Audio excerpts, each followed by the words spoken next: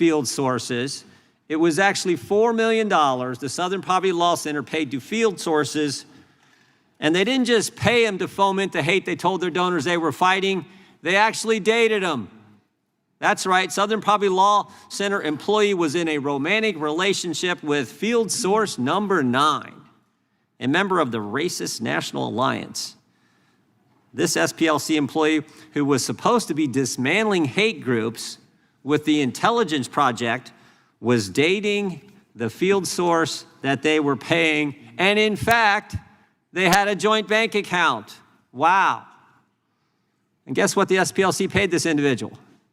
$1.2 million to, again, create and foment the hate they told their donors they were fighting.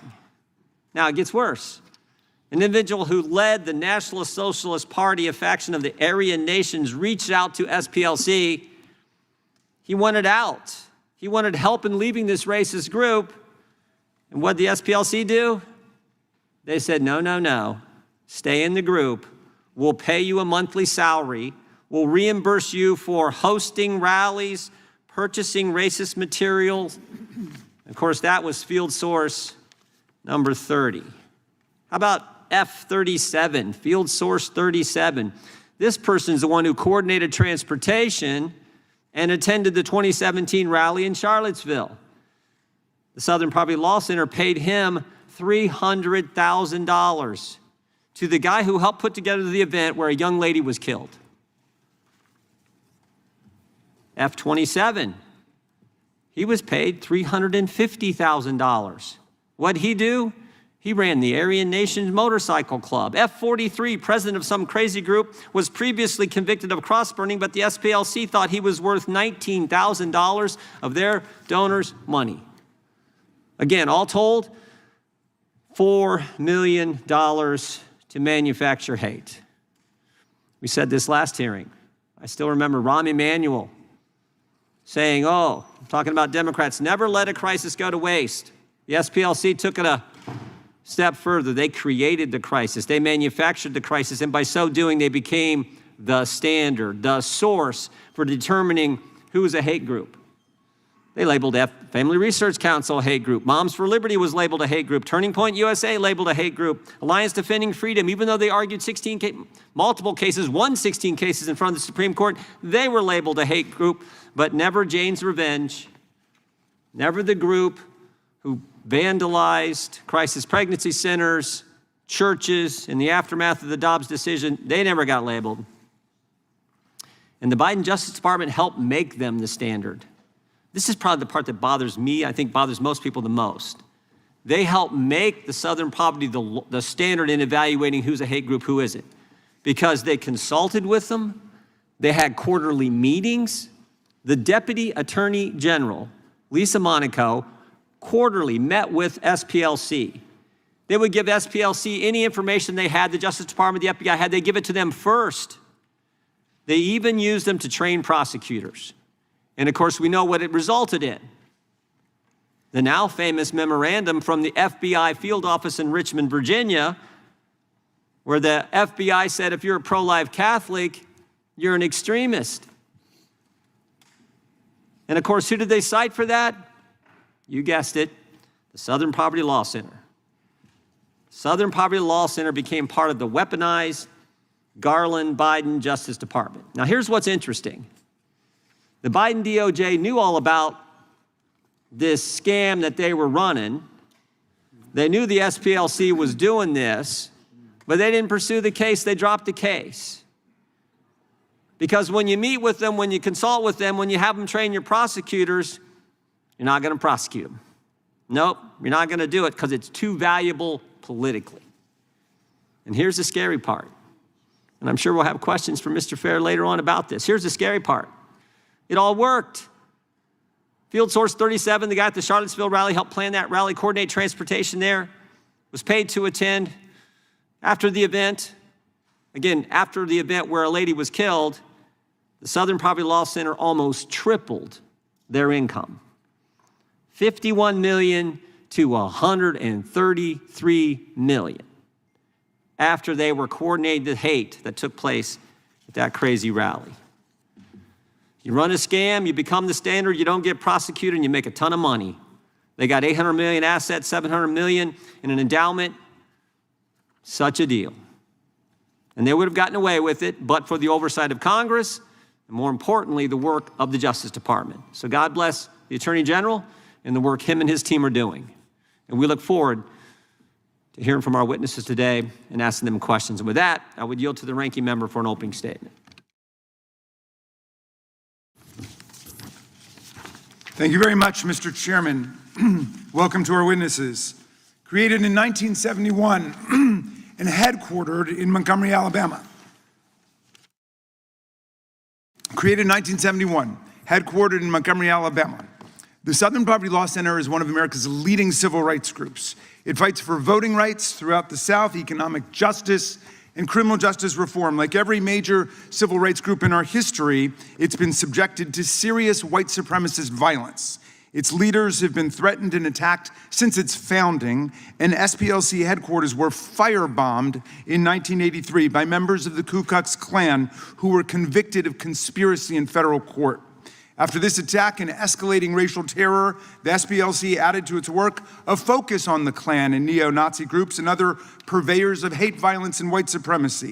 In 1988, the SPLC litigated against the Southern whites of the Ku Klux Klan, the Southern white knights of the Ku Klux Klan, and drove them into bankruptcy, winning $1 million damages verdict on behalf of more than 50 peaceful civil rights marchers in Forsyth County, Georgia, who had been savagely attacked and injured by the Klan. In 2019, it brought a $14 million judgment and won it against the neo-Nazi founder of the Daily Stormer for orchestrating an anti-Semitic troll storm harassment campaign consisting of more than 700 death threats and vile abuse against a Jewish woman and her family. The SPLC has defended the rights of anyone and everyone targeted for hate, violence, oppression, and murder. Today, it's under attack by the Trump administration and MAGA. Like the Voting Rights Act of 1965, the great legislative achievement of the modern civil rights movement, now dismantled by the Roberts Court, the SPLC is an enduring institutional beacon of hope for millions of people seeking to create a more perfect union. The Trump administration is thus naturally trying to tear it down. I've heard three main arguments for this astonishing crusade. The first is that the age of racism and white supremacy violence is over in the 21st century, and so the SPLC's work is unnecessary. Well, this is plainly ridiculous. We live in an age of resurgent racial injustice, profound economic inequality, and relentless assault on the right to vote. Racist violence still permeates our society. In recent memory, avowed racists and white supremacists have killed 23 people in the El Paso Walmart massacre, 11 people worshiping at the Tree of Life synagogue in the worst anti-Semitic attack in American history, 10 people who were killed shopping for groceries in the Buffalo supermarket massacre, 9 worshiping parishioners were gunned down at the Mother Emanuel Church massacre in Charleston, South Carolina, and 8 people were killed at the Atlanta spa shootings, to name just 5 examples out of thousands. In 2024 alone, the FBI recorded nearly 12,000 hate crime episodes in our country. Just a few weeks ago, 3 fathers died defending their mosque, and 140 children at worship services in San Diego against 2 fanatical white supremacist teenagers jacked up on white great replacement theory and far-right neo-Nazi ideology who took their own lives tragically after the attack. But here's the second argument they use. They say, well, even if there's all this violence that we're engulfed in, the Southern Poverty Law Center itself is responsible for the violence that we see around us. The basis for this outlandish claim is that for decades, at least since the 1990s, the SPLC has infiltrated and investigated the Klan, neo-Nazis, and other groups by paying informants who go undercover. The purpose of these operations is obviously to derail and prevent white supremacist hate crimes and actions, both the kinds of hate crimes and shooting sprees we see all around us, but even more massive terrorist attacks like the Oklahoma City Federal Building bombing, which took the lives of 168 Americans, many of them children, who were in a daycare center when the white nationalists unleashed their terrorism on the people of Oklahoma. In the course of their work to investigate the extreme right, the SPLC has worked closely with the FBI for decades and turned over to the Bureau voluminous information, tips and leads from their field sources for further investigation, criminal arrest, and prosecution. In 2017, the FBI listed the SPLC as one of its partners on its website, where it remained for 8 or 9 years before this administration. There's nothing new about that work. But now Todd Blanche and the Trump DOJ in Alabama have twisted and corrupted this proud history of cooperation with law enforcement to bring an 11-count criminal indictment against the SPLC, claiming that it was defrauding its own donors. This is amazing, given not only that the SPLC donors and supporters cherish and prize the group precisely for its ability to get information in this way to stop hate crimes, but also incredible because the FBI itself uses the exact same practices for its own investigative work, spending in the neighborhood of not $3 or $4 million on undercover informants, but more than $40 million a year on undercover informants. There's nothing illegal about that. SPLC donors are not claiming fraud. They were proud to support this program. Even the extremist groups themselves understood they were being infiltrated and were constantly looking for the traitors, the spies. Well, my friends, we know what a real fraud looks like. Consider a fraud called Trump University, a scam from top to bottom where 9,000 victims joined 3 different class action lawsuits to complain about the fact that they were cheated out of thousands of dollars for a university that existed in name only, without a real curriculum, without real professors, without an actual campus, or any way to keep their extravagant and seductive promises to their students. The thousands of outraged victims were not silent. They came forward to complain, and they won a $25 million settlement against Donald Trump and the purveyors of this fraud. One former instructor at Trump University said it, quote, preyed upon the elderly and uneducated to separate them from their money. Another former instructor said the institution was, quote, a total lie. That's what real fraud looks like. What have SPLC's donors done in light of this criminal indictment? They've not lined up to file class action suits or to denounce the SPLC. They continue to support the SPLC's works. Donations to the organization have gone up since this fraudulent indictment was brought down by the Trump administration. Well, the final complaint I've heard from members of this committee speaking on behalf of certain groups who take exception to being called hate groups by the SPLC. So they're mad that certain groups that they like are called hate groups. And I can appreciate why people don't want to be called a hate group. I don't like a lot of things that are said about me and the groups that I like. Stephen Miller said, the Democrat Party is not a political party, it's a domestic extremist organization. I don't like that. Kristi Noem called Alex Preddy and Renee Good, law-abiding citizens shot down by ICE, domestic terrorists. Donald Trump said that Democratic donors like George Soros and Reid Hoffman were funding a conspiracy for domestic terrorists. Look, under our First Amendment, love and hate exist in the eye of the beholder. Donald Trump has repeatedly said that January 6th was a day of love when our police officers were bathed in hugs and kisses from the Proud Boys and the insurrectionists. For most of us who lived through that violent insurrection, it wasn't a day of love, it was a day of hatred and sickening violence. But that's the great thing about the First Amendment. It's up to you. You can say whatever you want. If you don't like the fact that someone's called you a hate group, then you get up and then you rebut them. You denounce them. I've heard Chairman Jordan say it a dozen times in our hearings, and I agree with him. The proper response to speech you don't like is counter speech, not government prosecution, not government censorship. Counterpose honest speech to dishonest speech, the truth to the lies. Let the public figure it out. Whatever happened to, I disagree with everything you say, but I will stand with my life for your right to say it. We need less vendetta and more Voltaire. All of this is a disgrace. When DOJ was founded in 1870, 156 years ago, it was to protect the newly freed African Americans against the Ku Klux Klan, which was rampaging violence throughout the South. Todd Blanche has capsized DOJ's commitment to the rights of all and disgraced the department. He has directed DOJ to savage the SPLC while he does everything in his power with the president to aid and abet the right-wing extremists who commit acts of violence against racial minorities. Just 2 weeks after becoming acting AG, he moved to vacate the criminal convictions of the leaders of the Proud Boys and Oath Keepers for seditious conspiracy. They were convicted and sentenced to jail for many, many years. Seditious conspiracy means working to overthrow the government of the United States. These were crimes so toxic that President Trump wouldn't even pardon them when he was pardoning en masse more than 1,600 other cop-beating, racist January 6 rioters and insurrectionists. These are the people that the DOJ now protects. And now, Todd Blanche wants to create a $1.776 billion taxpayer-funded slush fund to turn the January 6 foot soldiers into MAGA millionaires.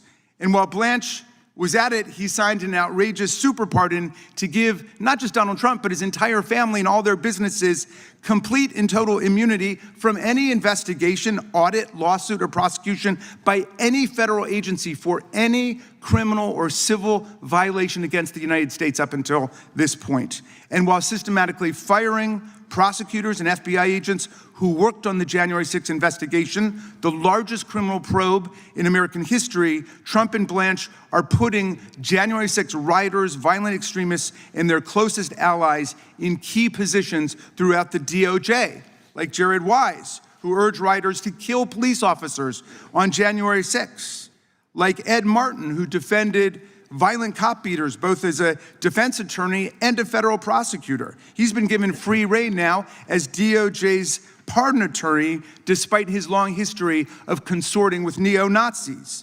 Donald Trump nominated Paul Ingrassia, 3 years out of law school, to run the ethics watchdog Office of the Special Counsel, and stood by him after it was revealed that he admitted to having, quote, a bit of a Nazi streak in him. And he wrote that the Martin Luther King holiday should be tossed into the seventh circle of hell.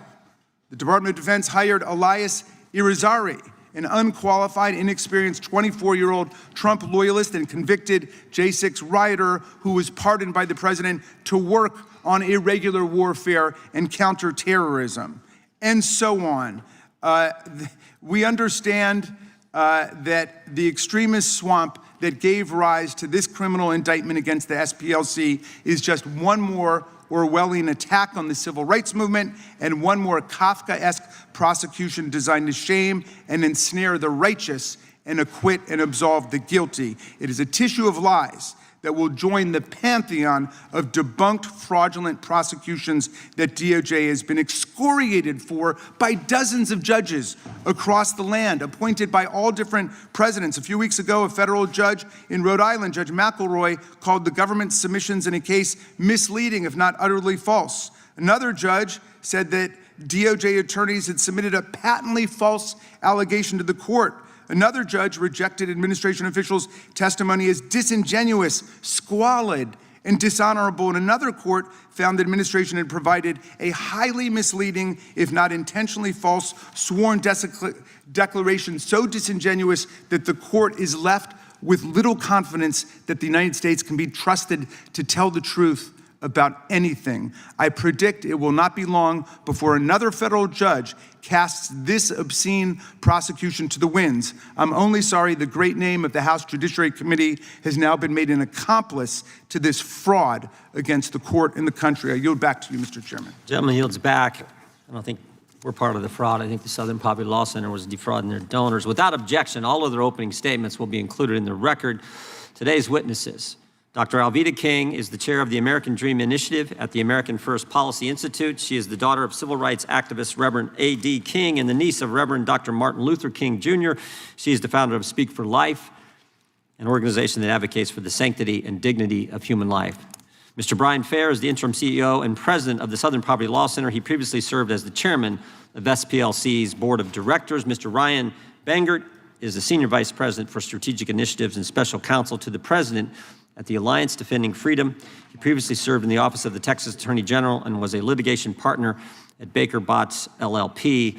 And Professor Mary McCord is a visiting professor of law at the Georgetown University Law Center. She previously served in numerous roles in the Department of Justice. We welcome our witnesses and thank them for appearing today. We'll begin by swearing you in. You know how this works. Would you please rise and raise your right hand?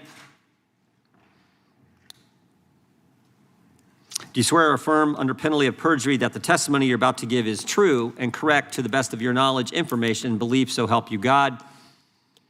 The records show that the witnesses have answered in the affirmative. Thank you. Please be seated. Please know that your written testimony will be entered into the record in its entirety. Accordingly, we ask that you summarize your testimony in 5 minutes. We're just going to start with Mr. Fair, and we're going to go right down the line. So, Mr. Fair, you are recognized for 5 minutes. Good morning, Chairman Jordan, Ranking Member Raskin, members of the committee. Last July, I took on a one-year leave from teaching to become the interim head of the Southern Poverty Law Center. So my testimony today will be one of my last official acts in this role. It has been one of the greatest honors of my life to work alongside the talented, dedicated, and principled SPLC staff. For 55 years, with the support of generous donors who appreciate our work, the SPLC has fought racial terror, white supremacy, and other forms of discrimination and hate, seeking to build and defend a multiracial democracy where we can all live and thrive. That was the goal of the Civil Rights Movement, and it is our mission. We are known for exposing and dismantling extremist hate groups. We took on the United Klans of America, whose hateful violence killed 4 little girls in the 16th Street Baptist Church bombing, and we sued them out of existence. In the decades since, hate has continued, but so have our efforts to expose it through litigation, policy, research, and education. We fight for the underdog, the poor, the unhoused, the hungry, the incarcerated, the disenfranchised, the immigrant, the outcast, the vilified. Many groups, and some in this room, have misrepresented our work, including our confidential informant program, repeating various false allegations. Some say we've lost our way. That's false. We've never lost our North Star, a fair and just society for every person. All our programs advance that mission. Our work saves lives, but it comes at a price. Since our earliest days, we've been targeted by those who oppose our mission. Our office was firebombed, our staff threatened, our leaders the target of assassination. We know political violence. We unequivocally condemn it. However, despite the danger, we will not stop exposing hate. This morning, we released our annual Year in Hate and Extremism report. It chronicles how the hard right has weaponized the levers of government to weaken the political and economic power of non-whites, immigrants, women, the LGBTQ+ community, religious minorities, and the poor. The forces turning back hard-won progress against discrimination are unrelenting and unashamed. The SPLC, alongside many civil rights groups and democracy defenders, is resisting them. To American people of goodwill, especially those left out of the American promise, your civic participation matters now more than any time since the Civil Rights Movement. Today, I'm joined by several people who inspire our work. First, Ms. Karen Finn and her son Aaron are here. Aaron faced expulsion from school for alleged conduct that was a manifestation of his disability. Aaron lives with autism, and federal law prohibits schools from excluding students for behaviors connected to their disabilities. We sued, and with his mother's courage and dedication and his perseverance, Aaron graduated from that school in 2023. Ms. Tanya Gersh is also here. A Jewish Montana mom, Gersh and her family became the target of relentless anti-Semitic harassment from white nationalists, including threatening phone calls where all that could be heard on the line was gunshots. With the center's help, Gersh won a $14 million judgment against the neo-Nazi who incited her harassers. We stand with Karen, Aaron, Tanya, and thousands we protect every day. Fannie Lou Hamer said, "Nobody's free until everybody's free." The SPLC will continue our constitutionally protected work to ensure everyone in this country is treated with dignity, lives lives free of discrimination, and enjoys liberty and opportunity to thrive. These promises of our democracy are not self-executing. They require our collective vigilance, and we will continue to defend them when they come under attack. Finally, I must note that I'm constrained in answering some questions today because they may touch on matters involving pending criminal litigation against the SPLC or conversations that I've had with counsel. Frankly, this constraint is the result of the majority's injecting itself into a pending criminal matter 3 days after it was filed and then refusing our request to delay this hearing until that case is resolved. With that, I will answer what I can. Thank you, Mr. Fair. I would just point out this committee has had hearings on the activities of the SPLC prior to the indictment from the Justice Department. We thank you for your statement. Dr. King, you are now recognized for 5 minutes. Mr. Chairman, ranking member, and distinguished members of the committee, thank you for allowing me to testify today. I was born on January 22nd, 1951, not with a silver spoon in my mouth, but singing Amazing Grace and pledging allegiance to the flag of the United States of America. In other words, I was born into a Christian family led by Baptist preachers and men and women who loved God, believed in God, proclaimed the gospel of Jesus Christ, and embraced the truth found in Acts 17:26. And of one blood, God made every nation of people to dwell on the face of the earth. I was taught from birth to love, to repent, to forgive, to trust God, and to love my fellow brothers and sisters. Human dignity is a creed of our family, the King family legacy. My uncle, Reverend Dr. Martin Luther King Jr., did not dedicate his life to dividing people into categories of oppressor and oppressed. He dedicated his life to bringing people together under the truth that every person bears the image of God.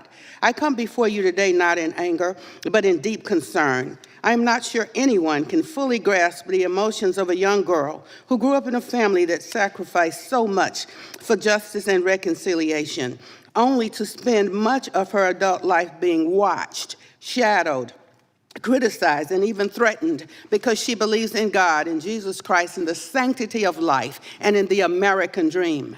My family legacy reflects the very truth that America is strongest when we recognize our common humanity. My grandmother's family came from the west coast of Africa. My grandfather's family came from Ireland. My mother's family included Cherokee roots. I have spent my entire life living the reality that America is not a collection of competing tribes. America is one people under God.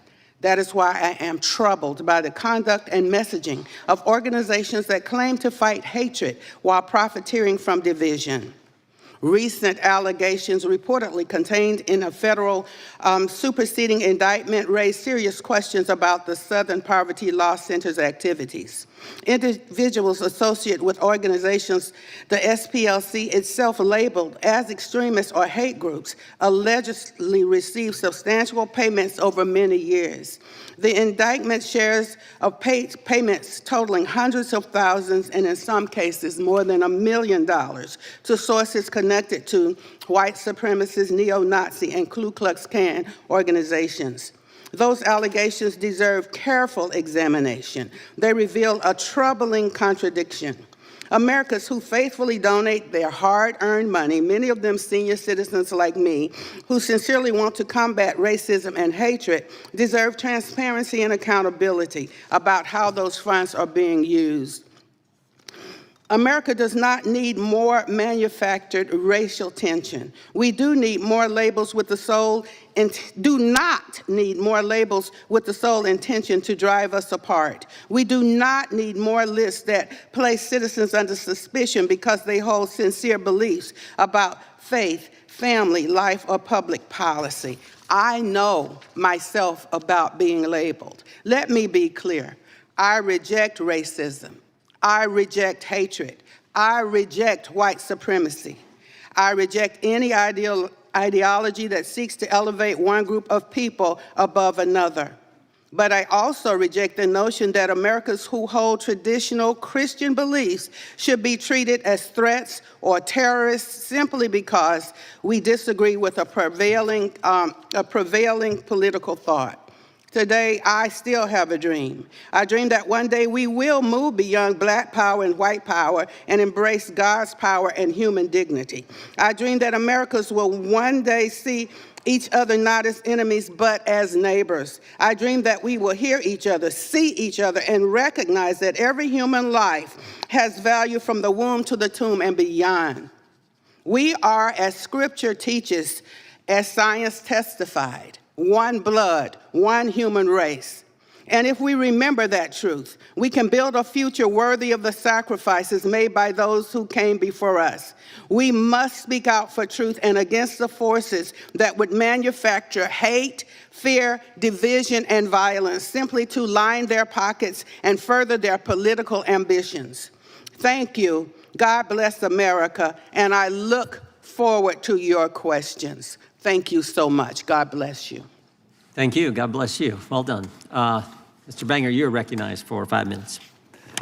Thank you, Chairman Jordan, Ranking Member Raskin, members of the committee, for the opportunity to testify before you today. Over 50 years ago, the SPLC was founded to fight the scourge of racism, but the SPLC has drifted from that founding purpose. The indictment alleges that the SPLC deceived donors into funding the racist groups it claimed to fight. But beyond these shocking allegations of hypocrisy lies a broader story: how the SPLC tarred mainstream conservative organizations as hate groups, and then relentlessly sought to silence those groups by persuading America's leading financial and technology firms to exclude them from the marketplace. ADF is one of those organizations. We've been on the SPLC's hate map since 2016, which is odd, given that we reject racism. Our Christian faith teaches that all are created equal, and all are made in the image of God. But it makes sense when you understand today's SPLC, in the words of some, as a political hit operation. The SPLC has branded ADF and others like us as hate groups solely because it disagrees with our work, grounded in our religious conviction on behalf of children told by the medical establishment to disfigure and permanently mutilate their bodies, on behalf of the most vulnerable among us, both those unborn and those at the end of life. Our advocacy for these mainstream positions has repeatedly led us to the U.S. Supreme Court, where we have secured 18 victories since 2011, including 2 more cases under submission today. In fact, the SPLC even quietly filed an amicus brief supporting one of ADF's Supreme Court wins on behalf of freedom of association and donor privacy. But the SPLC cannot abide our work on behalf of the vulnerable, parents, children, and the unborn. So it has slandered ADF and other groups like us as hate groups and sought to lock us out of the public square. The SPLC began targeting mainstream Christian and conservative organizations by adding them to their hate map in 2010.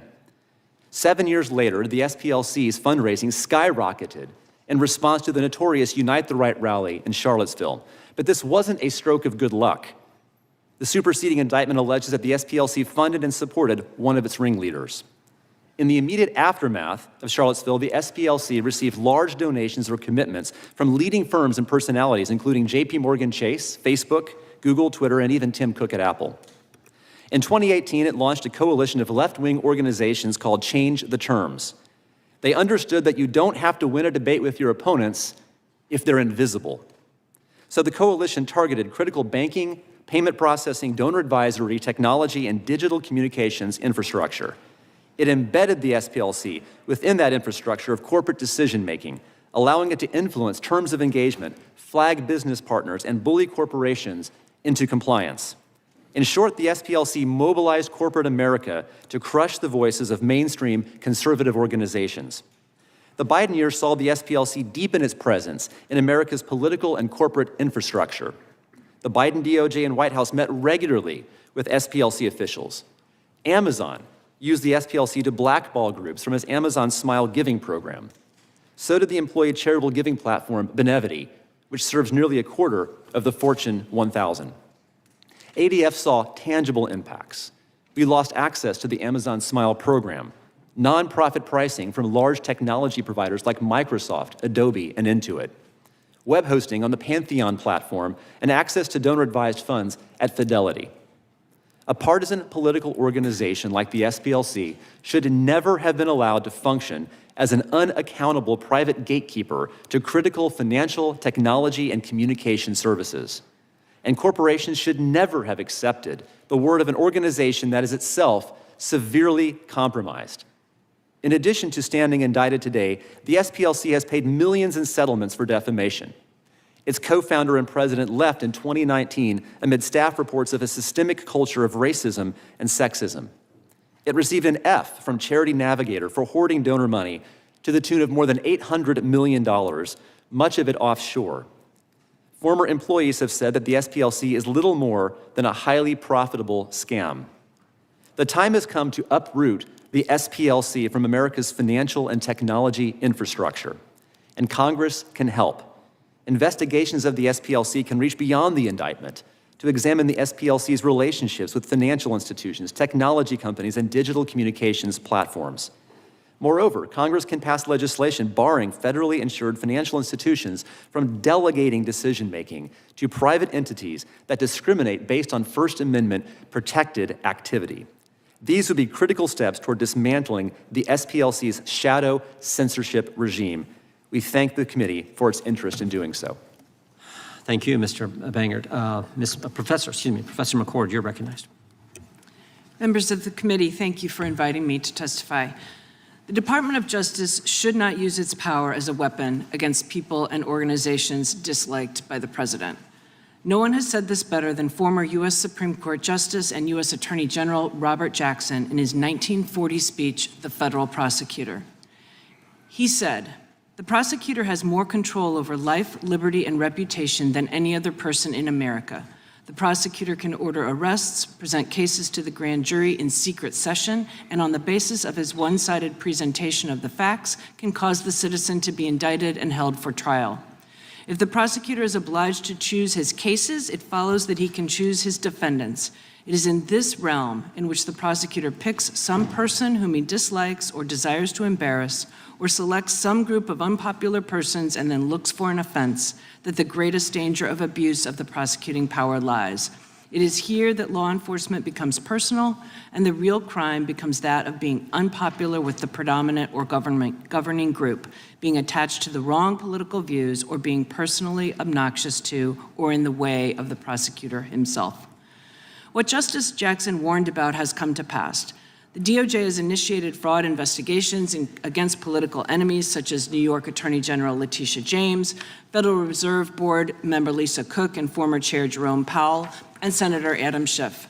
And at the same time, the president has granted clemency to more than 70 allies, donors, and others convicted of hundreds of millions of dollars in fraud across his 2 terms, often after receiving financial or other benefits from them. And he, along with his Attorney General nominee, have orchestrated a fraud on the court, settling the president's collusive lawsuit against the IRS, in which he, his family members, and his businesses all received from the Justice Department an effective pardon from criminal and civil investigations, audits, claims, and prosecutions by any federal department or agency on any subject based on anything that could have been initiated as of the date of the settlement, known or unknown. The so-called settlement came after a federal judge ordered briefing on whether there was actual adversity between the parties, a constitutional requirement for a lawsuit. This one-sided use of prosecutorial power extends to the President's National Security Presidential Memorandum 7. Using the domestic terrorism label, it mandates that federal government, including the DOJ, use every tool in its toolbox to target groups with ideologies this administration perceives as, quote, anti-Americanism, anti-capitalism, and anti-Christianity, extremism on migration, race, and gender, and hostility towards those who hold traditional American views on family, religion, and morality. NSPM 7 states that the groups and entities that perpetuate this extremism have created a movement that embraces and elevates violence to achieve policy outcomes. It relies for support on the murder of Charlie Kirk, assassination attempts against the president and Justice Brett Kavanaugh, and the so-called riots in protest of ICE activity. And although murders and threats of violence are reprehensible and illegal, The examples do not justify the stark lack of parity in NSPM 7's treatment of supposedly dangerous ideologies. There is no mention in NSPM 7 of the politically motivated murders of Minnesota Democratic legislator Melissa Hortman and her husband, or the mass shootings committed in Buffalo, New York, El Paso, Texas, and Pittsburgh, Pennsylvania by white supremacists who justified their violence based on the Great Replacement theory. The one-sided memorandum not only lacks legitimacy, it raises the stakes for organizations that hold views the administration dislikes. It has the strong potential to lead to the discriminatory targeting of organizations based on the exercise of First Amendment rights. Within months of then Attorney General Pam Bondi's December 2025 memo reminding prosecutors of the many federal criminal provisions that might be used in implementing NSPM 7, the SPLC was indicted. SPLC has for decades spoken out against racial violence, sued to protect civil rights and dismantle hate groups, and worked cooperatively with law enforcement.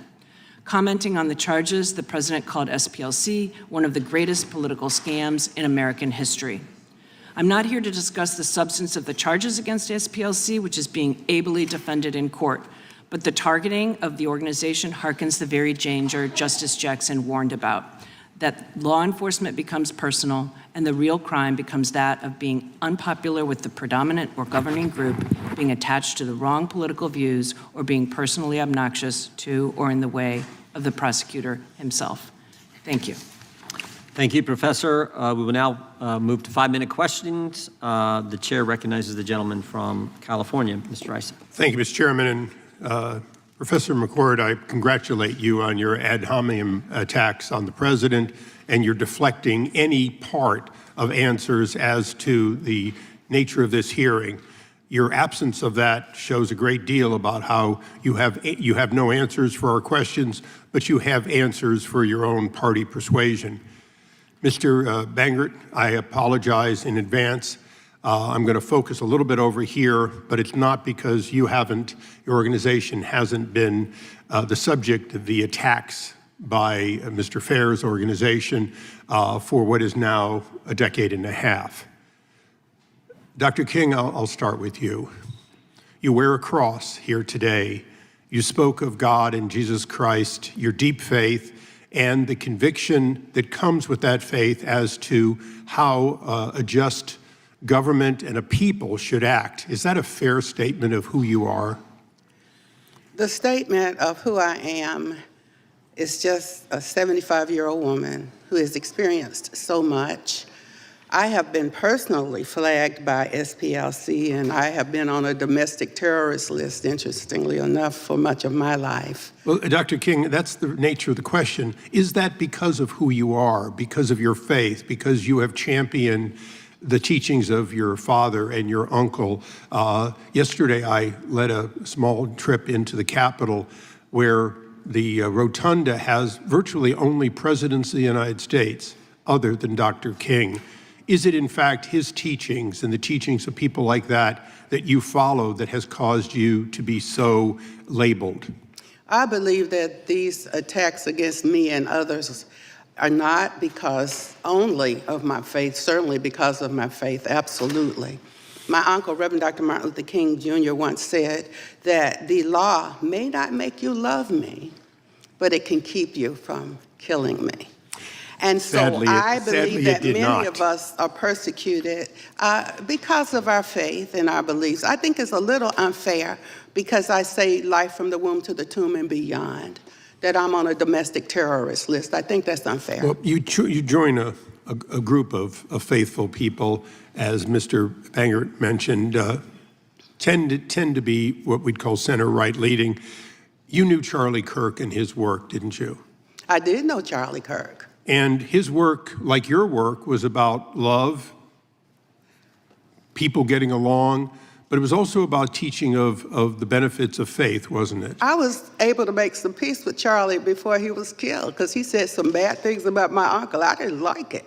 I was upset, and I said, Charlie, but one of the last things Charlie said to an African-American young man, he says, our DNA makes us the same, not this skin. Charlie actually said that, and he publicly apologized at a meeting where I was. So Charlie was not an angel. I'm definitely not an angel, President Trump, Biden, Obama. Angels, please raise your hand right now. If you're out there, I need to meet you.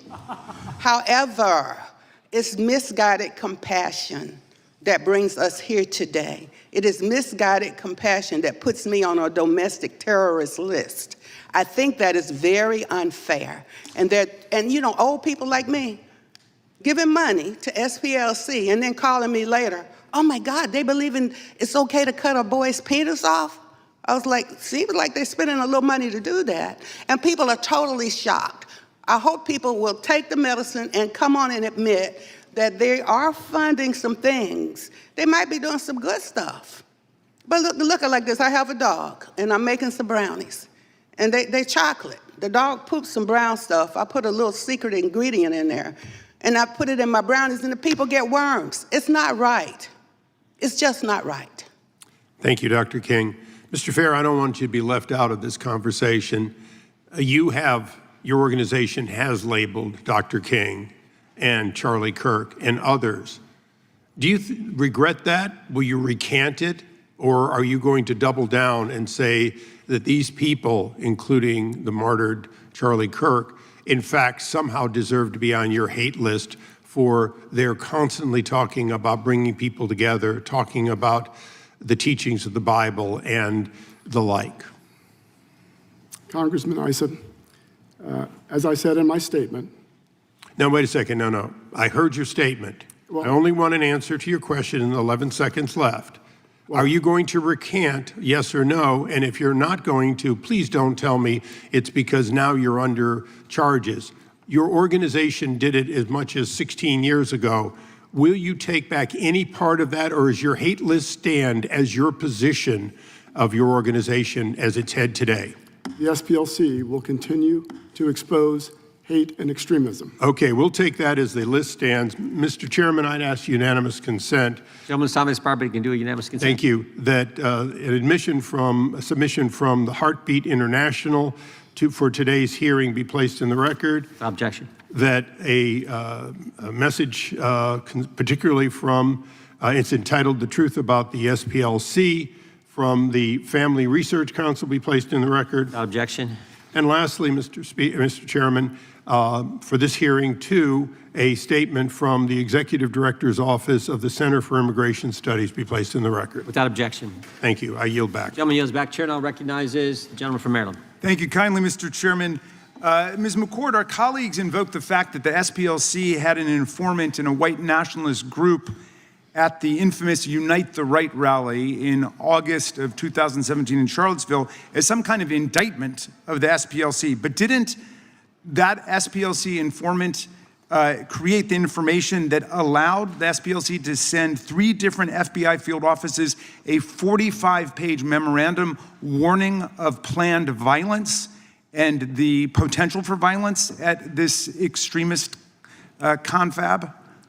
That is the facts that have been represented in court. Mr. Fair, is it true that the SPLC sent a memo based on that informant's work to 3 different FBI field offices? Yes, it is. Okay. The chairman spoke with some indignation about the fact that there were $3 million or $4 million spent giving to undercover informants to try to expose the work of the extremist groups, as in Charlottesville in 2017, where Heather Heyer was killed by a fanatic racist. I'm just curious how the members of the panel feel about this proposed $1.776 billion political slush fund set up for the Proud Boys, the Oath Keepers, and other convicted criminals and rioters from January 6th. Do you think that that fund should be shut down and any other similar fund, Mr. Fair? Yeah, yes or no? Yes, I do. Dr. King, do you agree that that should be shut down? I will not speak on whether that particular fund should be or shut any down. such fund. I think some of these slush funds that SPLC is using. Okay, but my question is about the one proposed by Todd Blanche. It's a yes or no? I will not answer on it. Okay. I think Mr. they Banger, need to stop do you killing think the babies and cutting the penises off. And so any slush fund is I have limited time. We can money in that is the problem. Mr. Banger, do you believe that the $1.776 billion political slush fund should be shut down and any similar fund? think that's a question for Congress to answer. Okay, and Professor McCord, what do you think? Should that political slush fund be shut down? Yes, it should. And any similar slush fund? Yes, it should. Okay.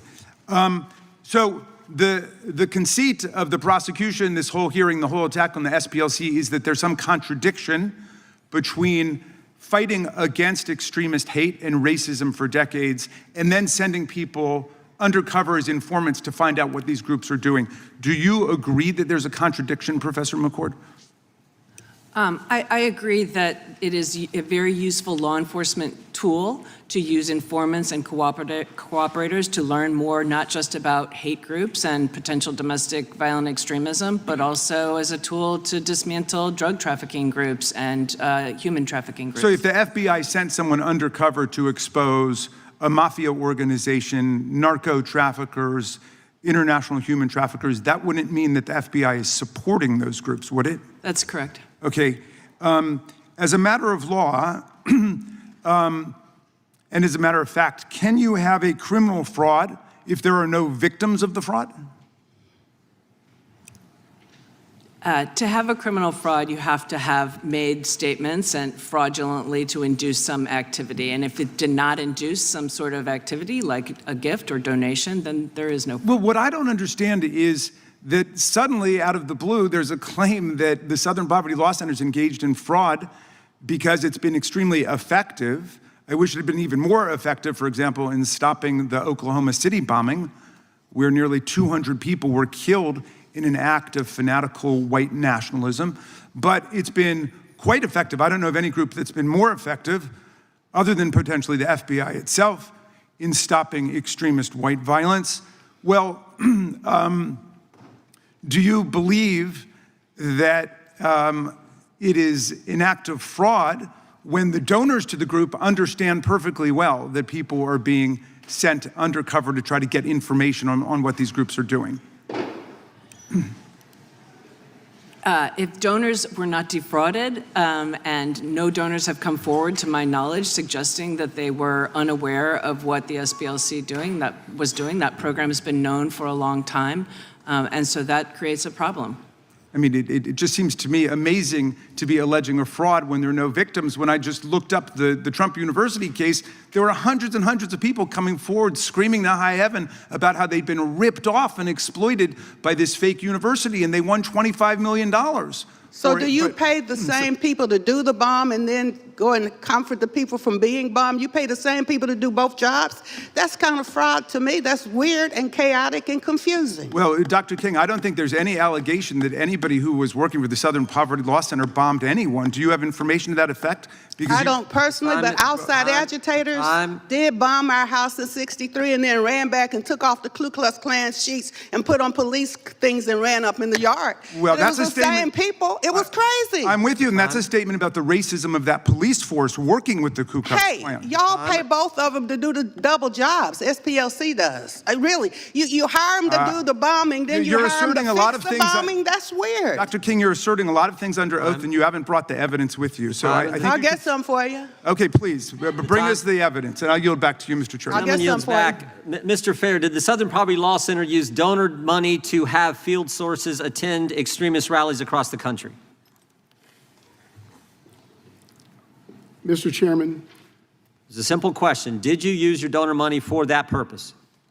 we used donor money It's a yes or no. to pay confidential informants to infiltrate extremist organizations. Did the Southern Poverty Law Center use donor dollars to have field sources host extremist rallies throughout the country? Not to my knowledge. That's not what the indictment says. Did the Southern Poverty Law Center use donor dollars to have field sources grow existing chapters of extremist groups? Mr. Chairman, as I It's a said simple earlier, question, Mr. Fair. Did you use donor money for the purpose I just read? I'm reading straight from the superseding indictment. and Mr. Chairman, the indictment will be managed and responded to by counsel in the criminal case that's Well, you pending. just answered a question from Mr. Raskin concerning the indictment. He asked you, did field sources send information to the FBI that help with things? You answered that question. That's a matter of public knowledge. That's in Mr. our Chairman. public filing.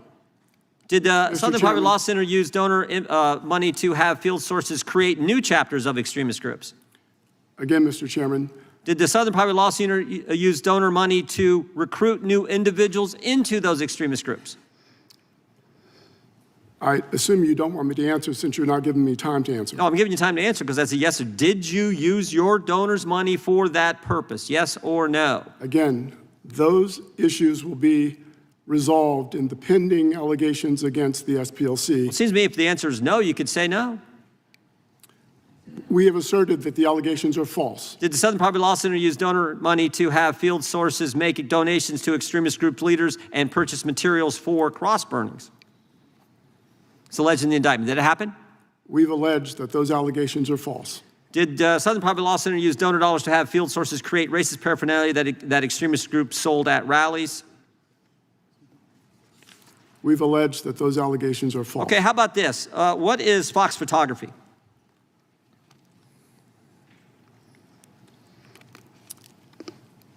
Mr. Chairman, what I've learned about Fox photography, I've learned from counsel in conversations with counsel, How about Northwest Technologies?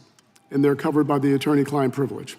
No, these are, well, did the Southern Poverty Law Center establish shell companies to pay, to run the money through, to then pay the field sources? Again, all of the allegations that you are referring to, Chairman Jordan, will be Well, how about this? responded to by our counsel in the Middle District of Alabama. Did you pay the field sources directly or did you pay them through an intermediary? Mr. Chairman Jordan? Yep. Our counsel will respond to all the allegations in the indictment in the case pending in the Middle District. Well, there's all these companies that you sent money to. Center Investigative Agency, not the CIA, but your CIA. Fox Photography, Northwest Technologies, Tech Writers Group, Rare Books Warehouses, Imagery Link, J&J Electronics, and Kelly's Marine. And I'm just want to know if that was the intermediate shell companies that you guys set up to pay the field sources. Is that true? Will the good chairman yield for just a No, moment? I got just a minute and a half, and then I'll be happy to entertain a question you may Chairman have. Jordan, our counsel will respond to all the allegations in the Middle District of Alabama, Okay. as the process allows. Did you do it all for the money? I mean, you said now, I think the Southern Poverty Law Center said you're no longer going to use these field sources. You're going to stop the program. But you did it for multiple years. And according to the indictment, it was $4 million that you shelled out to these various field sources to engage in all the activities I just read. As I'm we just said wondering, in was it our- all about the money? As we said in our public statement, Chairman Jordan, we did it to protect our staff and to protect the public. Did fundraising increase after paying people to stay in these groups who actually wanted out of them? Did your fundraising increase? Did the donations coming in increase? Chairman Jordan, I'm not sure exactly what you're referring to when you say. How about this? After the crazy Charlottesville rally, did fundraising go up? Mr. Chairman, our fundraising went up. Fundraising where one of your field sources helped coordinate Our transportation to that fundraising event? went up when President Donald Trump was elected in 2016. Fundraising go up? That's what I'm asking. Did it go up? Because according to what we know, you went from 51 million to 133 million in 1 year. And that happened when President Donald Trump was elected. Who's the president of the National Socialist Party? You know? You paid him $70,000. He was field source number 30. I just want to know who he is. Do you know who he is? Mr. Chairman, that's an allegation in the indictment that will be responded to by counsel in the Middle District of Alabama. My time has expired. The chair now recognizes the gentleman from New York. Thank you, Mr. Chairman. Mr. Chairman, in a Justice Department that has lost more than 10,000 attorneys since the start of President Trump's second term, it's not surprising that the indictment of SPLC are replete with mistakes of fact and law. In the words of one former prosecutor, DOJ's indictment of SPLC, quote, falls egregiously short of alleging a crime, close quote. At its core, the indictment claims that SPLC defrauded its donors and betrayed its stated mission to dismantle hate groups by paying informants who, quote, were either associated with violent extremist organizations or had infiltrated such organizations at the SPLC's direction, close quote. But this is directly contradicted by the fact that SPLC's donors have said that they knew about and liked the informant program. The truth is that SPLC's use of paid informants has been public knowledge for decades. Mr. Fair, has information provided by informants to the SPLC been used to prevent political and racially motivated violence? I'm sorry, Congressman Nadler. Has information provided by informants to SPLC been used to prevent political and racially motivated violence?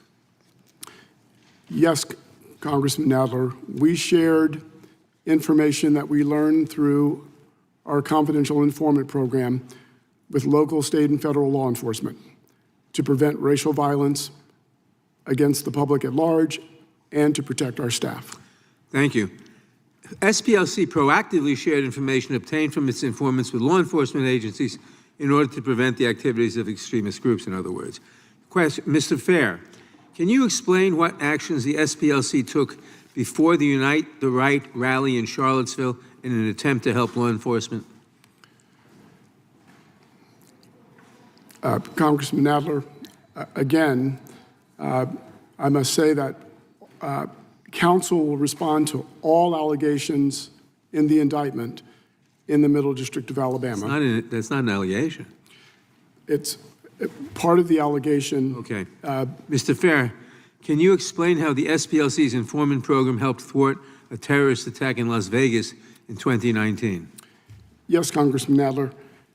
In our public filings, we have already stated that SPLC shared information about a particular white nationalist group, Atom Waffen, and to prevent a terrorist attack in Las Vegas in 2019. Thank you. And what about Philadelphia's Navy Yard? Can you tell us briefly about that? Again, in 2018, the SPLC shared information with the FBI and with law enforcement about potential criminal activity by a member of the Vanguard America. We shared that information with law enforcement. Thank you. It sounds to me like SPLC's informant program has been essential and that SPLC has worked with law enforcement to keep our community safe.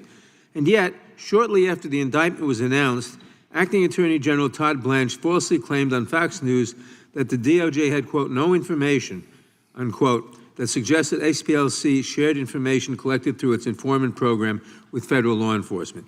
This was obviously a lie.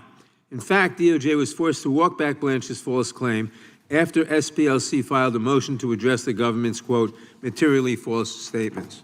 Ms. McCord, the Acting Attorney General, the chief law enforcement official in this country, made a patently false statement publicly about a material fact in an ongoing prosecution. Can you explain why a false statement made by an acting attorney general directly related to an ongoing prosecution would be concerning? Well, this is something, first of all, given that Mr. Blanche has now rescinded that statement, it begs the question of whether he knew what he said was false at the time. And if he did, it's a terrible thing to try to prejudice the American public against the SPLC in these criminal charges by making a statement like that, which is really core to the indictment, whether they were sharing information with law enforcement. Thank you. DOJ's case against SPLC, much like the investigations into James Comey, Letitia James, Jerome Powell, Lisa Cook, and so many others is yet another example of the Trump administration's total weaponization of the Department of Justice. And this committee's hearing today is an example of slander against one of the greatest civil rights organizations we've had. I yield back.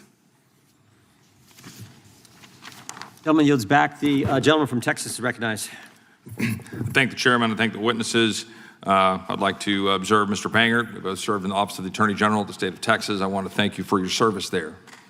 Mr. Fair, in 2012, the Family Research Council was attacked and the guard in the front of the building was shot. The head of the Family Research Council, Tony Perkins, made quite note at the time of Southern Poverty Law Center's involvement in that, in putting Family Research Council on their so-called hate map. Has the SPLC ever acknowledged that its designation contributed to that attack? Congressman Roy, Yes or no? I can't answer that question with a yes or no. You asked me if I Did they retract, correct, or reconsider the listing of the Family Research Council on its hate map? The Family Research Council is listed on our hate map because it meets the criteria. To this day, you continue to keep the Family Research Council on its hate map. Is that true? The Family Research Council remains on the hate map because it meets the criteria that we use for. Which criteria? The Family Research Council is an anti-LGBTQ. Okay, so on your website, you used to have language on there defending your position on the Family Research Council, and you had language saying that other groups, like Focus on the Family, are not included, and you use that as your defense. Well, that language is now gone, and Focus on the Family is now noted as a hate group. Mr. Roy. Can you explain that? Congressman Roy, we take no pleasure in listing any group, and we wish the list was empty. But we have the constitutional right to express our opinion. How many leftist anti-Jewish groups do you have listed on your website? Name them. Anyone listening to this can go to our website and see our Year in Hate and Extremism report was released this morning. How many extremist Islamic groups do you have of the 1,500 or so organizations you have on your hate map? Again, anyone can go to our website. My office has been looking over it and we can't really find one. Again, it is the SPLC's. You think right. SPLC could provide us a list of the Islamic-oriented groups that you have on your hate map? Mr. Roy, we don't target any group because of its religion. Really? I want to be clear about that. Really? Yes, that's exactly right. We target no group because of its religion. We target groups because they express statements and engage in activities that demean and vilify. So you brought up LGBTQ groups a second ago. Roy. So you brought up LGBT groups a minute ago. So you think there's a bunch of Islamic groups that are pro-LGBTQ? Is that the position of the SPLC? I just want to make sure the record is reflecting that. Mr. Roy, as I said, we target no group or label no group because of its religion. We target groups and label groups because of what they say about others. And we have a constitutional right to do that, and we will continue to do that. How long did it take for you to criticize the attacks on October 7th?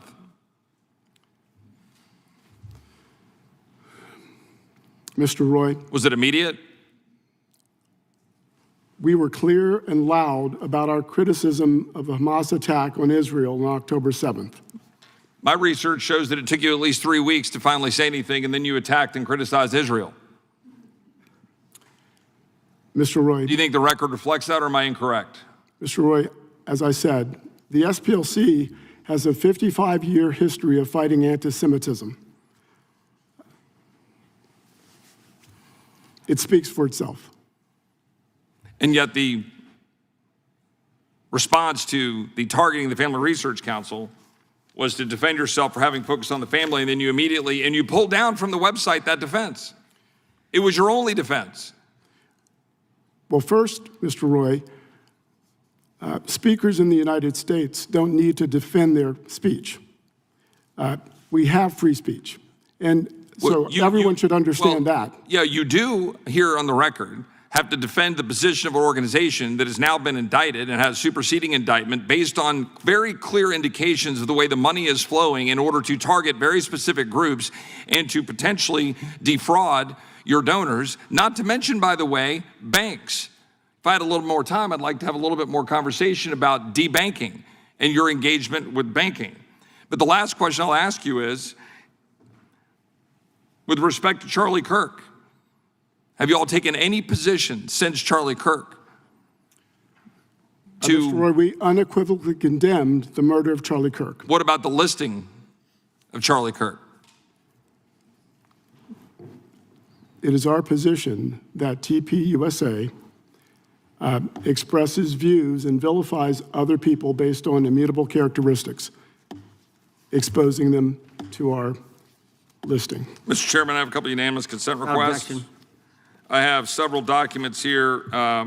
November 2025 Hate Watch from the Southern Poverty Law Center, in which hearing or the work that I've done on Sharia law was included in Hate Watch without objection. Another one here anti-Muslim bigotry, in which work we did in this very room, in the subcommittee on the Constitution, highlighting concerns with Sharia law, were included in the hate watch, and I'd like to insert those in the record. Without objection. Gentleman yields back. The gentleman, Mr. Chairman, I have you see request. gentleman's recognized. Thank you, Mr. Chairman. I move to enter into the record a letter from the Jewish Council of Public Affairs. Without And objection. dozens of rabbis praising the role of the SPLC in opposing anti-Semitism. Objection. Chair now recognizes the gentlelady from California. So during a September 2020 presidential debate, when he was asked to condemn white supremacists and tell their militia groups to stand down, Donald Trump told the Proud Boys to, quote, stand back and stand by. That was a message that elated white supremacists online. Months later, President Trump had lost the election and spent months spreading the big lie about widespread fraud, and the Proud Boys were no longer standing by. On January 6th, they were on the ellipse. They were in the streets, and as we all know, we were here, they made it into our Capitol. Now, as a member of the January 6th Select Committee, I saw firsthand how organized extremist groups help transform political grievances into coordinated action, hate, and then violence. Before January 6th, the Southern Poverty Law Center spent years warning about organizations like the Proud Boys, the Oath Keepers, and other extremist movements. Professor McCord, can you explain what SPLC must have seen in those groups that caused them to raise concerns about them long before their attack on the Capitol?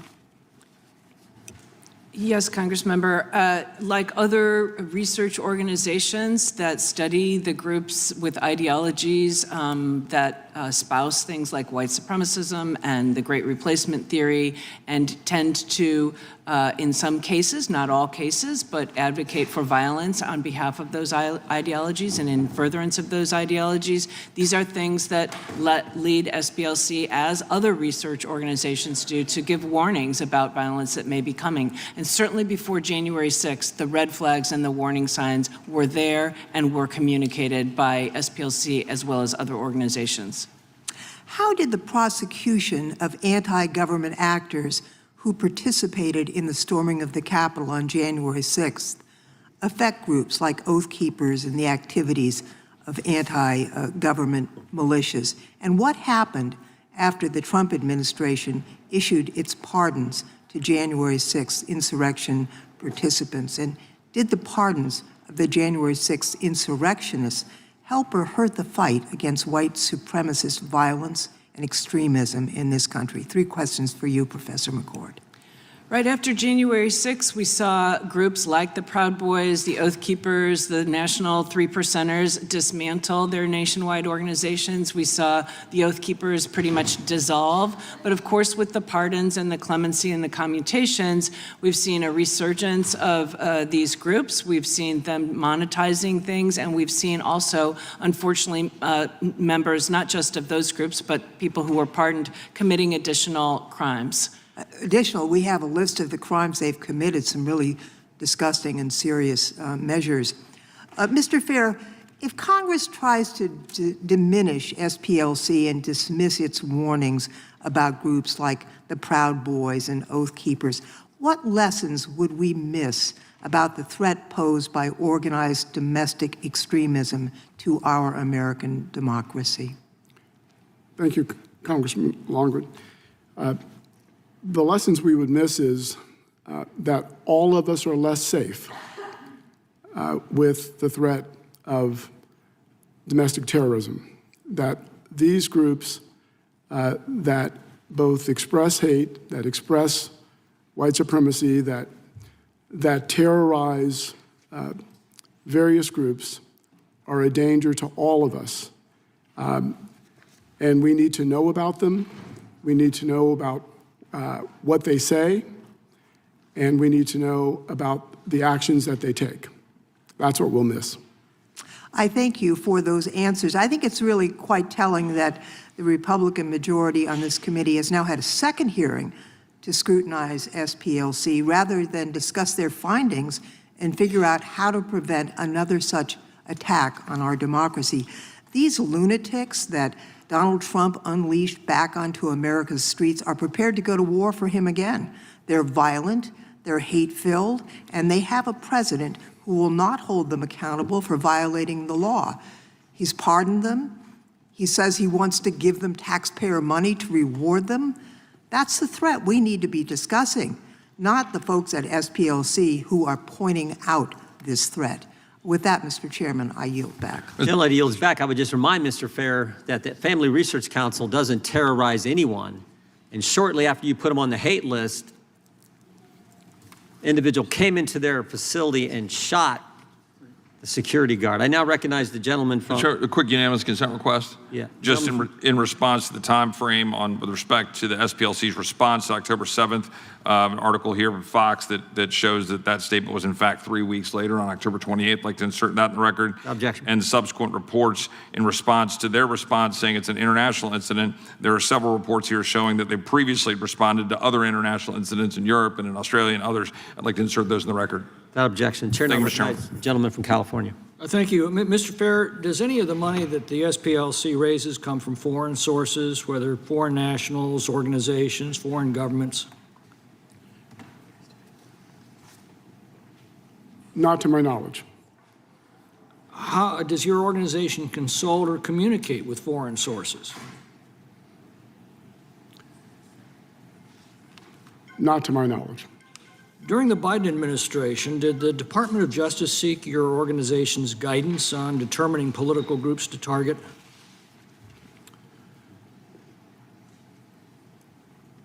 The SPLC, over its 55-year history, has met with members of every administration since its founding. The answer is yes?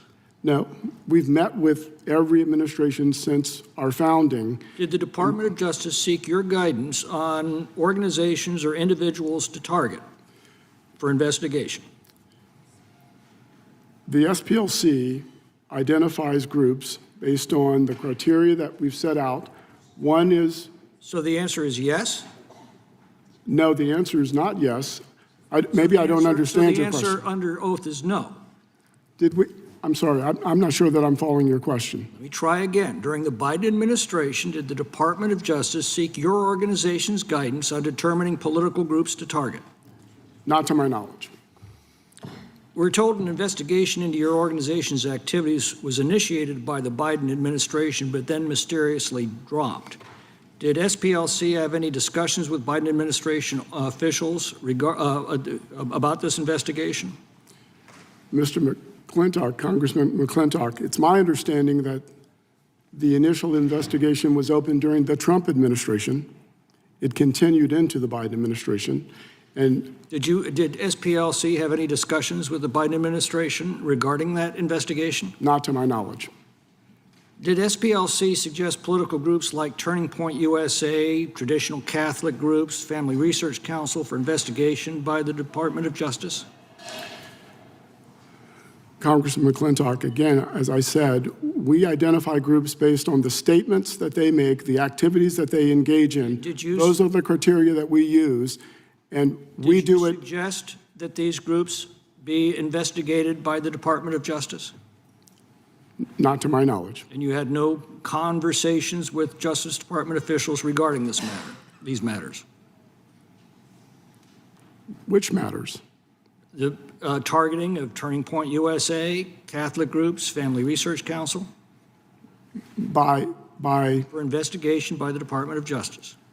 Not to my knowledge. All right. Did the SPLC arrange for the break-in and theft of documents from an extremist group? Congressman McClintock, I believe that is an allegation in the indictment that will be discussed and responded to in the Middle District of Alabama in the criminal case pending. Well, it's my understanding the charges are wire fraud, bank fraud, false statements, and conspiracy to commit money laundering. How does that deal with the break-in? All of the allegations in the indictment involving the confidential informant program are connected to the wire fraud, the bank fraud, and the conspiracy claims. You said that your activities are constitutionally protected. Does the SPLC assert the right to file false statements with banks as a constitutionally protected right? The SPLC has not filed false statements or false claims. I didn't ask that. You said these are constitutionally protected. Is that a constitutionally protected? When I was speaking to Congressman Roy, I was speaking about our right to express our opinions about the various groups that we identify on our list. That is a constitutionally protected First Amendment right. You're asking something else, I believe, and my response is that all of the allegations that are raised in the indictment will be responded to in the Middle District of Alabama in our filings and pleadings. Okay, well, explain to me the reasoning behind targeting groups like Turning Point USA, the Family Research Council, traditional Catholic groups as hate groups, but not groups like Antifa, Jane's Revenge, Youth Liberation Front? We list groups that demonize or vilify people based on immutable characteristics or that express anti-government conspiracy Do you theories. believe that Antifa and Jane's Revenge and Youth Liberation Front have committed violent acts? Congressman McClintock, it's my understanding that the FBI has said Antifa is an ideology, not a group. So a group, if it's not a group, it wouldn't be identified on our list. So you don't recognize it as a group? I'm sorry? You don't recognize it as a group? Mr. Chairman, the time's up here. Time of the gentleman has expired. For unanimous consent. Thank you, Mr. Chairman. I ask unanimous consent to introduce the SPLC's hate map, which lists a half a dozen different chapters of the Nation of Islam as anti-Semitic hate groups. Without objection, the chair now recognizes, and I should have mentioned this earlier, I apologize. If you need a break, just let us know. We'll be happy to give you a break. We understand, because it's going to, as you know, going to go on for a while here. And I think it's the gentleman from Tennessee, Mr. Cohen. Thank you, Mr. Chair. Mr. Fair, why was the Southern Poverty Law Center called the Southern Poverty Law Center? We were founded to defend the poor, to assist the poor, to resist racial terror against poor people across the South. So anti-poverty work has been in our DNA. We continue to do work on behalf of the unhoused, the hungry, the poor.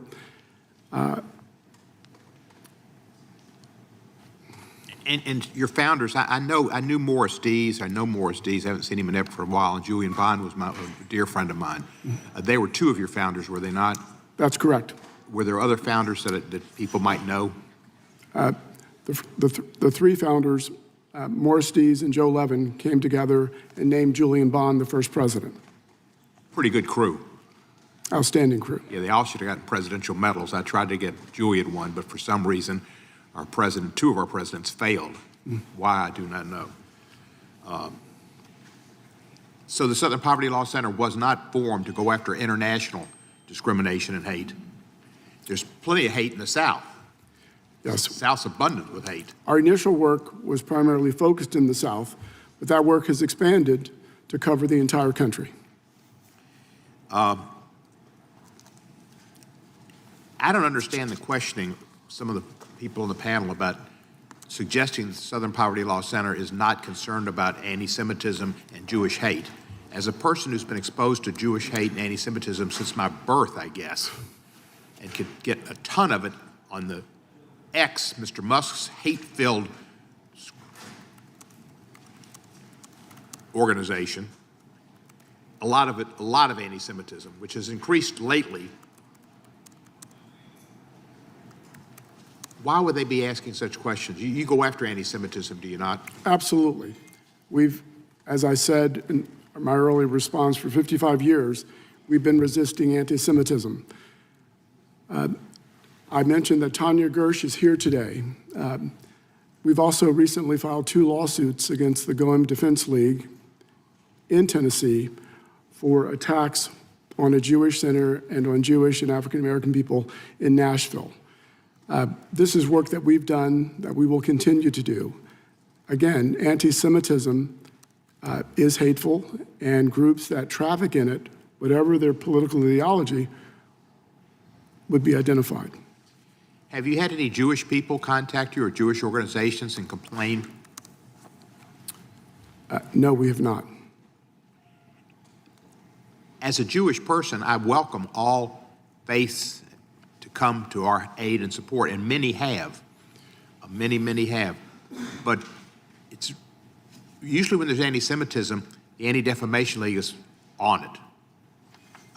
Jewish groups are not afraid to stand up and speak out against anti-Semitism, but none of them have contacted you. And nor are we afraid to stand up and speak out against anti-Semitism, Congressman Cohen.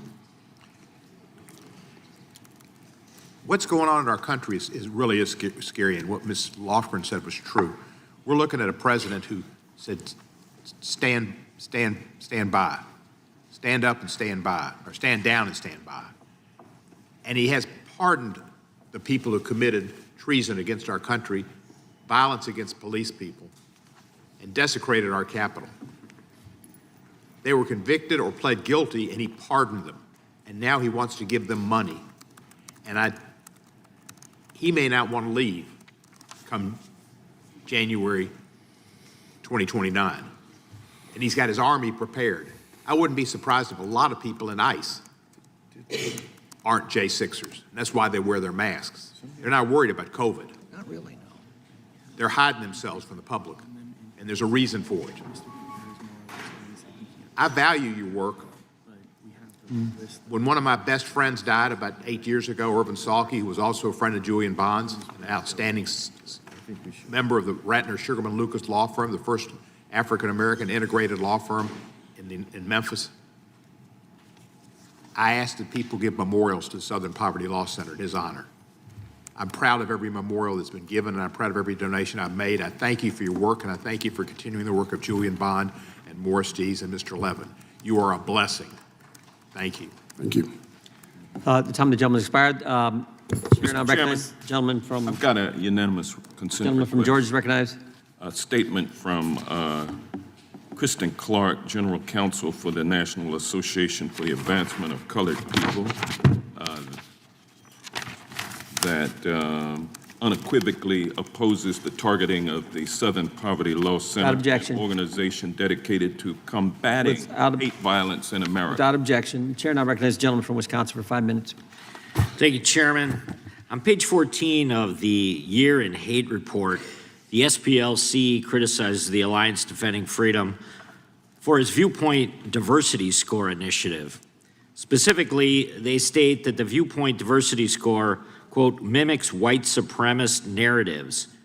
Mr. Bangert, my understanding of the Viewpoint Diversity Score is that it seeks to hold companies accountable for respecting all religious and ideological diversity in the workplace. Is that white extremism to you? Thank you for your question, Congressman. Absolutely not, and that allegation is preposterous. ADF works through its Viewpoint Diversity Score initiative, as well as through all the work that we do to defeat censorship by preserving freedom of speech. And the objection we have to what the SPLC has done with its hate map, especially when it comes to groups, conservative, pro-family groups like Family Research Council, TPUSA, Moms for Liberty, ADF, is that they work to defeat free speech by they work to defeat free speech by eliminating those groups from the public square entirely. And that's the distinction between the hate map and the work that ADF does. Well, I think I know the answer to this, but I'm going to ask you to maybe elaborate. Is it fair to say you disagree with the SPLC's designation of ADF as a hate group? We strongly disagree with that completely slanderous definition. Very good, thank you. Dr. King, do you think conservative groups advocating for viewpoint diversity is racist?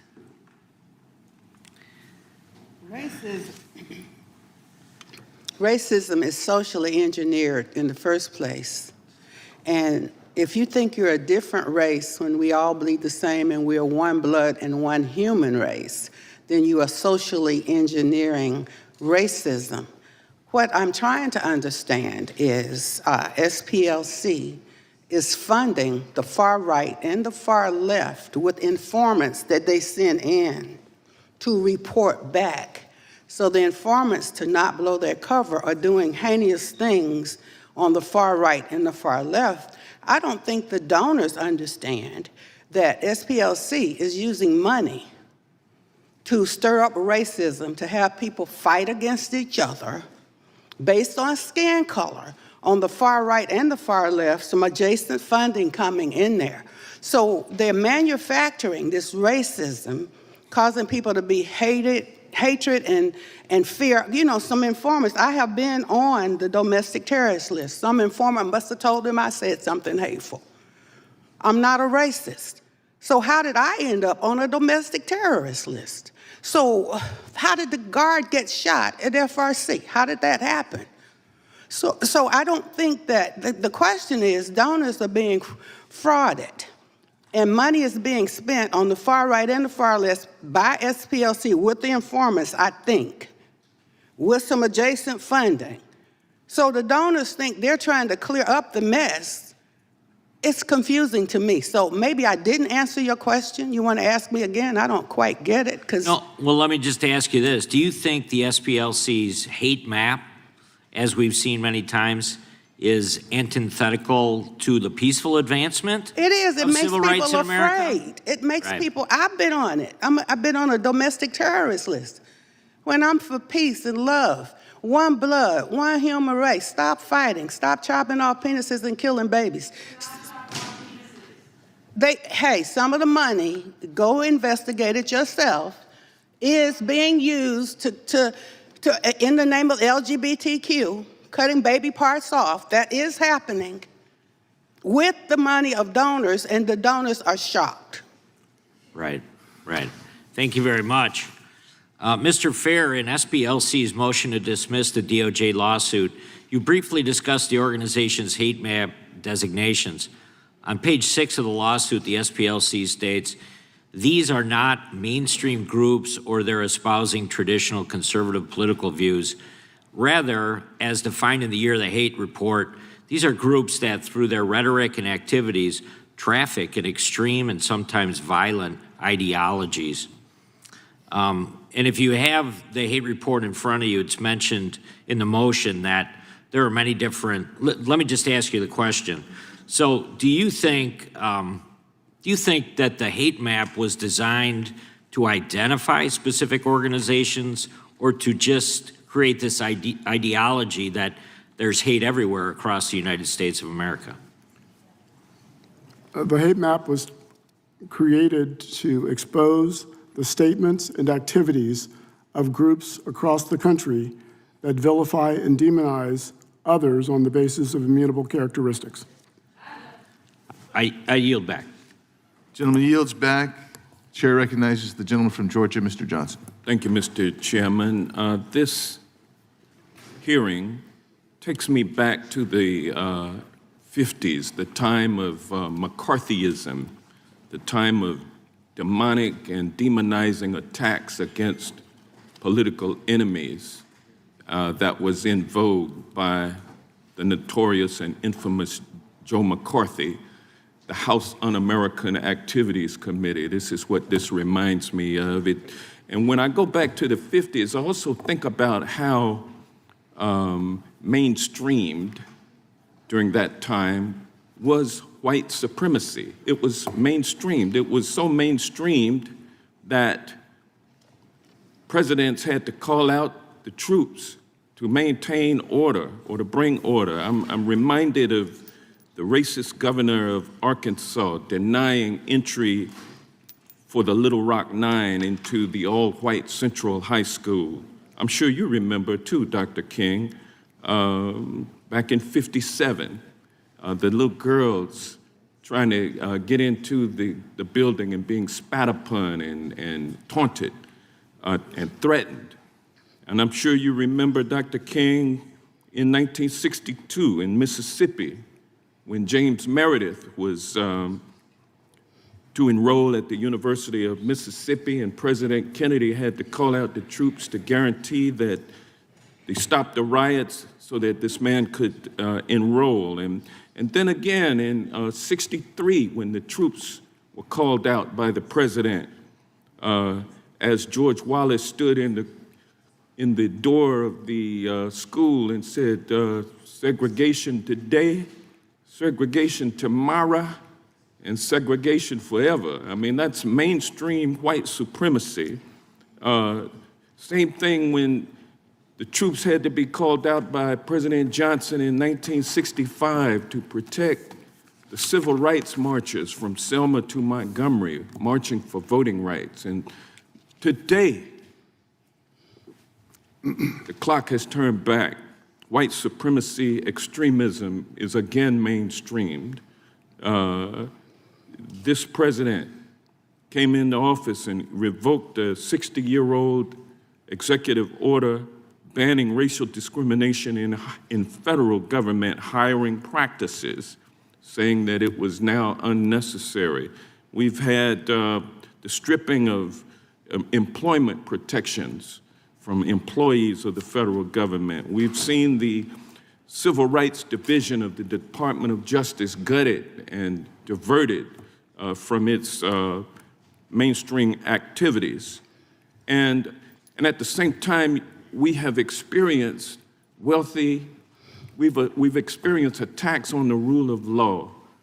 The top wealthy, most powerful law firms, some of which bent the knee to this president because he threatened them. We've seen him go after the mainstream media because they would not renounce diversity, equity, and inclusion.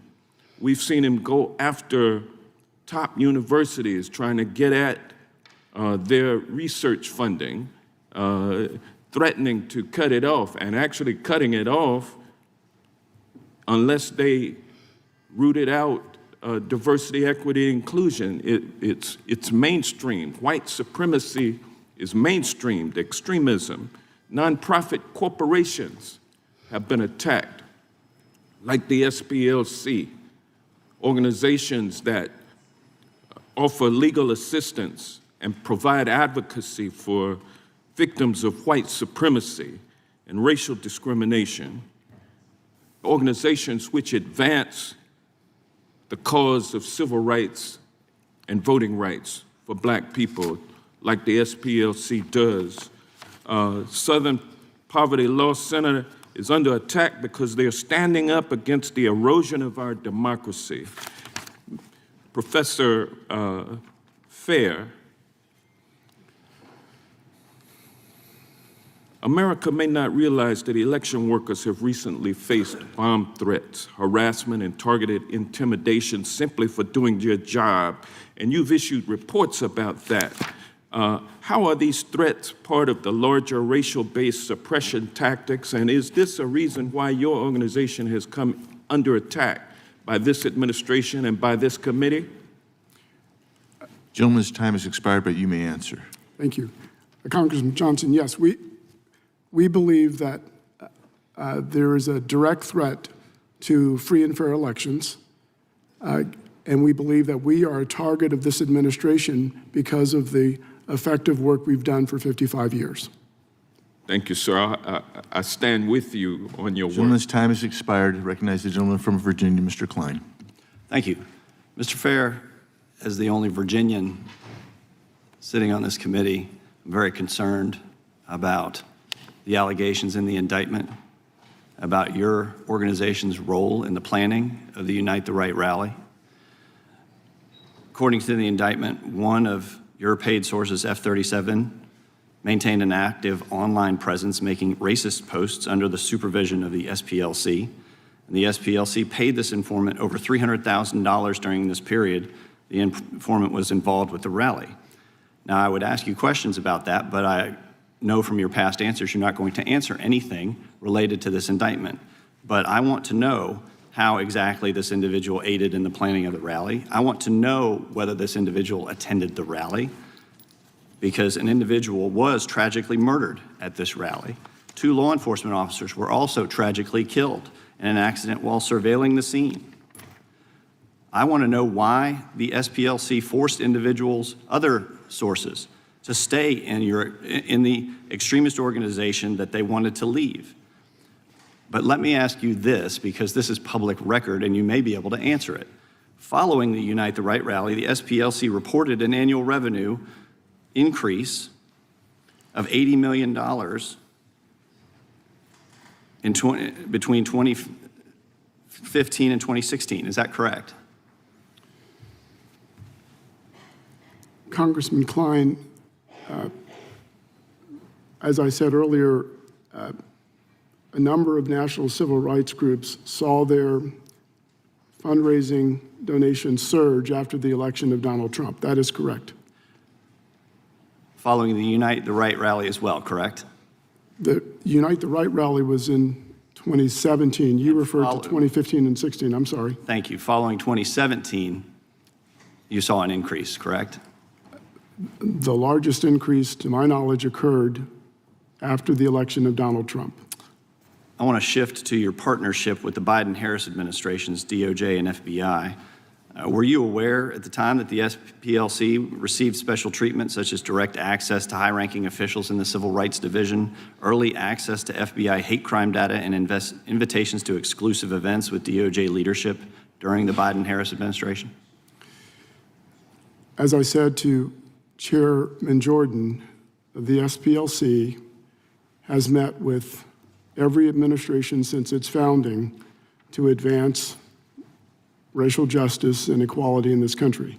I'm not aware of any special treatment for the SPLC during any of those administrations. Has the SPLC provided training to federal law enforcement, to federal prosecutors? I'm not aware of any training of prosecutors as part of SPLC's work. We did work with law enforcement and sponsor trainings for law enforcement, if that's what you mean. Thank you. Mr. Banger, how does collusion between law enforcement and partisan groups like the SPLC undermine civil rights protections for Americans? Thank you, Congressman. The problem with the SPLC is that it's trying to shut down debate in the public square. And there are numerous examples of the SPLC colluding, not just with law enforcement, but also major corporate actors to do exactly that.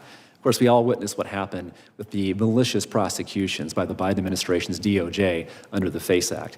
But it goes beyond that. We've seen major corporations consistently canceling, debanking, refusing service to organizations that simply have a political disagreement with the SPLC, oftentimes on issues that the vast majority of the American public disagree with the SPLC on. And yet they're pressuring both the government and large corporations to take adverse action against those corporations simply to grind to political acts. That's not right. Well, you've discussed how the labeling of an organization as a domestic terrorist organization weaponizes this type of activity against Christian groups. What is the problem with nonprofit organizations receiving special treatment from and maintaining a special relationship with a law enforcement agency like the DOJ or the FBI? Well, Congressman, nonprofit groups are not politically accountable to anyone. They're not politically accountable under the First Amendment. And of course, they have the right to freely speak. Of course they do. But when they use that right to persuade government actors, powerful corporations, to refuse the public square to their political opponents, that's a problem. Thank you. Yield back. Gentleman yields back. Mr. Chairman. Gentleman from Georgia is recognized. I've got a unanimous consent request to introduce for the record an article from the Columbus Dispatch titled, quote, 50 white extremist groups thrive in Ohio's heart, period. SPLC indictment helps them, end quote. Without objection. Gentlelady, I'm sorry, Mr. Garcia's unanimous consent.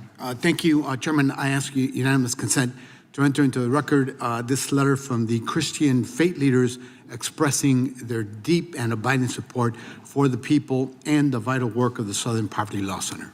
Without objection. Gentlelady, and the committee wishes to express our condolences. I know you had a tough situation with your family. I'm sorry to hear about that, but welcome you back, and you're recognized for 5 minutes. Thank you so much, Mr. Chairman. Really appreciate that. Well, here we are again for a third hearing in 6 months about the Southern Poverty Law Center, and I wanted to point out that voter confidence in the economy has plummeted to a 4-year low. 76% of Americans think that the economy is getting worse. The average price for a gallon of gas has almost doubled since Trump began his unconstitutional war of choice against Iran. And the top concerns of Americans across political party are gas prices, the cost of groceries, and rising healthcare costs. So perhaps it's a surprise to my Republican colleagues that the Southern Poverty Law Center is nowhere on the top list of concerns of Americans across this country. And the fact is that the factual falsehoods and ideological grievances that Republicans keep pushing in these endless hearings is all about fulfilling Donald Trump's mission of punishing perceived political enemies.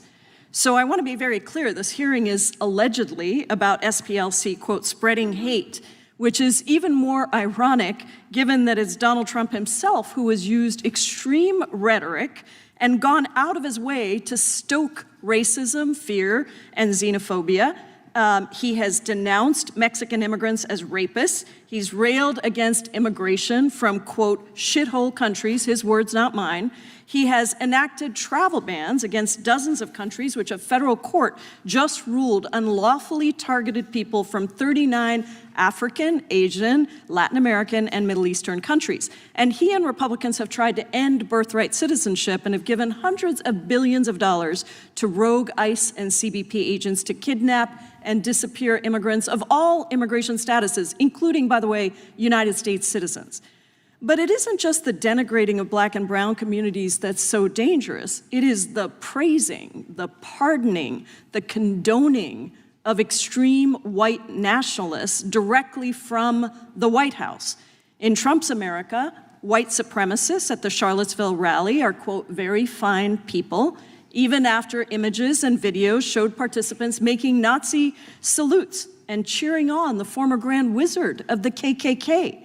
Trump then urged the same network of extremists to storm the Capitol and is still trying to implement his $1.8 billion slush fund of U.S. taxpayer dollars to pardon convicted insurrectionists, at least 89 of whom have gone on to commit all kinds of serious crimes, from child sexual abuse to reckless homicide. And he's done so over and over again, and yet he's weaponizing the Department of Justice to go after the Southern Poverty Law Center because they have dared to call out that hate and extremism, including from people within the White House, like Stephen Miller and others within the administration. My Republican colleagues want you to think that SPLC is targeting mainstream conservative individuals and groups. But I want to dive in a little bit to set the record straight about exactly who we are talking about here. Many of these individuals and groups espouse something called the Great Replacement Theory, which argues that elites are trying to actively replace white Americans and Europeans with non-white immigrants. So, Professor McCord, is the Great Replacement Theory an extreme and hateful fringe theory? It is a fringe extreme theory, Congressmember. It is not something that is adhered to by the majority of the American public or even a large percentage. And it's true, is it not, that the Great Replacement Theory has stimulated violent reactionary responses in multiple cases, including mass murders, mass shootings? There have been numerous mass shootings, including in Buffalo, New York, Pittsburgh, Pennsylvania, El Paso, Texas, and many others, where the writings and work of the people who have committed those heinous crimes reflected that they adhered to the Great Replacement Theory as an ideology. Now, one of the groups that espouses these views is the Center for Immigration Studies, or CIS, and it's an anti-immigrant think tank that SPLC has designated as a hate group. These are some of the statements behind me that CIS's leaders and writers have said, including advocating for the need to maintain a European-American majority, claiming that blacks and Hispanics have lower IQ than white people. And I guess I want to ask you, Mr. Fair, why was it important for Southern Poverty Law Center to designate CIS as a hate group? It was important, Congressman Jayapal, because it is one of these go-to think tank organizations that many people rely on. And our goal is to expose the statements of these groups and to let the people decide. We don't stop speech. We don't stop anyone's speech. There's plenty of speech in the public square from these groups. We expose their statements in the words of what they say and their activities, and let the people decide what they think about it. So that they don't lead to violent actions that follow that. I thank you, Mr. Chairman. The gentlelady has expired. The gentleman from Arizona is recognized for unanimous consent. Yes, Mr. Chairman, thank you. This is from SPLC's Learning for Justice curriculum and how it influences international terrorism debate, with a specific reference that the terrorism in Israel is worse than that of the Palestinians. Without objection, Chair now recognizes the gentleman from New Jersey. Thank you, Chairman. I want to start out by saying the SPLC used to be a good thing. It started out doing the right thing. So many of the good examples that have been brought up of what it's about and ending racism and fighting for us to all be on an equal front are in the past. But I want to speak about the present, where we are now. I want to speak about how money was used to fund and create racism, and it was for money.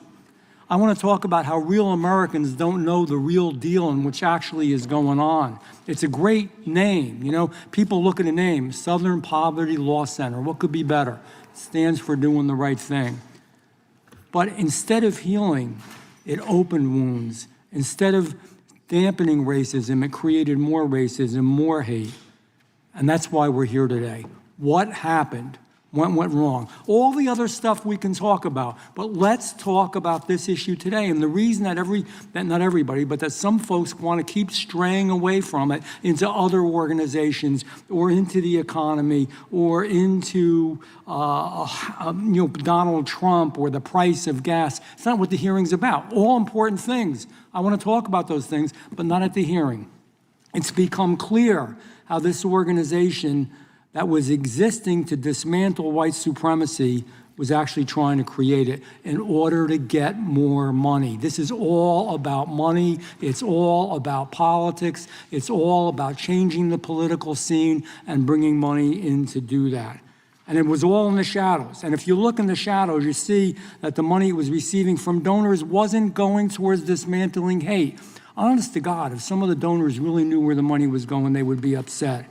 In the shadows, they allegedly paid more than $4.1 million to individuals associated, that's a lot of money, by the way, with hate groups like the Ku Klux Klan, the National Alliance, and the Aryan Nations. Why would you give them money? You're trying to fight them. You're trying to stop that. You're trying to make it better. And I could go on and on where the money was spent, all the way that allegedly it was spent for neo-Nazi figures. It was spent to get money for wooden crosses and uniforms of the Ku Klux Klan and the very gasoline to burn the crosses. My God, the only thing more immoral than racism itself is to pretend you're trying to end it and you're actually funding it for personal gain and political gain. That's god-awful. That's hateful. So, with that being said, let me ask Mr. Fair, let me ask you some questions. Let me be plain about it. Your organization started good, wanted to dismantle hate, yet you actually increased it. You promised to confront extremists. Instead, your indictment alleges you recruited extremists, you bankrolled extremists, you funded extremists. Your organization has strayed from its goal of bringing a country together and healing, and now it's just trying to drive us apart. So tell me, why? If I'm not right, I mean, why is there in the indictment? Why are all those charges there? I know you're going to say they're not true, but you told the donors that their donations would go towards dismantling these groups. Did you also tell your donors that their money would go directly into the pockets of members whose groups you pledged to destroy? I'm a donor. I give you money to stop all this hate, and you're taking the money and you're putting it in the hater's pocket. Do you tell them that? Your mic's not on. Sorry, Congressman Van Drew. As I said earlier, all the allegations in the indictment will be addressed in the Middle District of Alabama. We have said publicly, we have said publicly that the Department of Justice knew that we did not give money to any organizations. In the statement you suggested we did. We did not. The Department of Justice knew that we were working with law enforcement, including the FBI, So we've, in public documents and filings, have addressed some of the things you said. We will address others in the criminal case pending in the Middle District of Alabama. I thank you for your answer. I'm telling you, it's going to be shocking because I think it's going to be surprising to good Americans where that money went and how it increased hate. And I'm asking you this question, but again, you're not going to answer it. You don't tell donors, I bet, and you can answer just yes or no, that the money they gave would buy wood and fuel for a cross burning. Do you tell them that? Did you tell them what it was used for? Congressman Van Drew. I know, it's going to be addressed. It is going to be addressed. And you guys are going to be in trouble. And you're going to have a real problem on your hands. We believe our donors support all of our work. I yield back to the chairman. Mr. Chairman, I have a UC. Actually, I have Generally, consider request. Yes, this is an article from ProPublica. Members of several well-known hate groups identified at Capitol riot. Objection. And the next one is from Salon, and it says, SPLC indictments lend support to hate groups for decades. The Southern Poverty Law Center has fought hate. Now the Justice Department wants to stop it. Without objection, Chair now Mr. recognizes. Chairman, I have a unanimous consent as well. Gentleman from Texas recognized. My colleague, Ms. Jasmine Crockett, said she was unaware that children's genitalia was being cut off. I'd like to submit this article that says Trump administration lauds plastic surgeon's statement on trans surgery for minors. I'll send you a copy, Ms. Crockett, so you can learn more about this Mr. heinous Chairman, practice. just for purposes of the record, Without I want to, objection. I Would know y'all just that, pass this down for me? I know that that side doesn't have too many women, so we may all look alike, but it that was was me. actually my colleague. I take full credit. Gentleman. I apologize. I just assumed it was you, Ms. Crockett. Please forgive me. The gentleman from New Jersey for UC. Unanimous consent from YouTube. DOJ indictment alleges SPLC funded Klan activities, including reimbursements for cross burnings. Without objection, the Chair recognizes the gentleman from Colorado. Thank you, Mr. Chairman. Thank you to all of our witnesses for being here today and for your testimony. Reviewed all of your written testimony and appreciate the opportunity to ask you a couple of questions about it. Mr. Banger, you work for Alliance Defending Freedom, correct? Yes, sir. Okay. I reviewed your written testimony. Safe to say you disagree with the Southern Poverty Law Center's designation of your group, right? We do. Okay. And based on your written testimony and based off some of what I found on your website, some deep resentment about that designation, fair to say? Sir, we don't resent them. We disagree with them. Disagree with them. Okay. Well, as I look at your testimony and as I review your website, it is pretty clear that you view Southern Poverty Law Center as an adversary, or is that a fair characterization? We have disagreements with them on a number of issues, including policy and otherwise. That's how you would describe them? Disagreements? I mean, the words that you use to describe the Southern Poverty Law Center do not strike me as a simple matter of disagreement. It seems pretty clear to me, based on your website, based on your testimony, I don't know why you'd be walking away from that now, that you vehemently disagree with the Southern Poverty Law Center, that you are pleased that they have been indicted.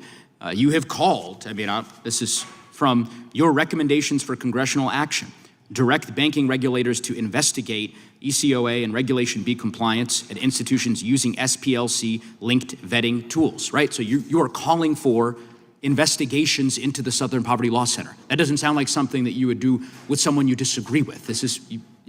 Am I wrong? Well, Congressman, anytime that a designation by a nonprofit that's politically unaccountable is being used by federally regulated banks to discriminate based on religious belief, that's something that the government should be aware of and should look into. So I'm simply saying that I didn't expect to have this much of an extended back and forth on the premise of the question. I think that your bosses at Alliance Defending Freedom, if they were testifying here, would say, we vehemently disagree with Southern Poverty Law Center. They're an adversary. They are an enemy. We are glad that they have been indicted, and we are calling for more investigations of them, which you did in the written testimony that you provided to this committee. Do you think it would be inappropriate to harness a criminal prosecution of an entity to pursue the enemies of your organization? Would that be an inappropriate thing to do? Well, Congressman. No, that's a yes or no question. You can ask, if you don't think it's inappropriate, you can say no. If there's true criminal activity, then of course the government has the right to investigate. Sure, but if there's no criminal activity, it would be wrong to do that, right? Well, it depends upon what the facts ultimately show. Mr. Binger, this is why I asked the question. You are a former Attorney General. I think you know why I'm asking you the question. You're a former Deputy Attorney General within the Texas Office of Attorney General. You went to the FBI and gave a whistleblower complaint about Ken Paxton, the Attorney General of Texas. You did so because you believed that there was criminal wrongdoing. Let me read this quote. In my view, the criminal process had been harnessed to pursue the business enemies of an individual who also happened to be under intensive investigation by law enforcement. That's your quote from an article a few years ago after you went to the FBI about Mr. Paxton. It is very clear that Alliance Defending Freedom and a wide variety of other organizations that have been designated by the Southern Poverty Law Center resent it, vehemently disagree with it, have been demanding a criminal investigation and indictment of SPLC, and they have now gotten their wishes from the president's personal lawyer, who, of course, as we know, now serves as the interim Attorney General of the United States. And I just think it's important for us to be candid about that.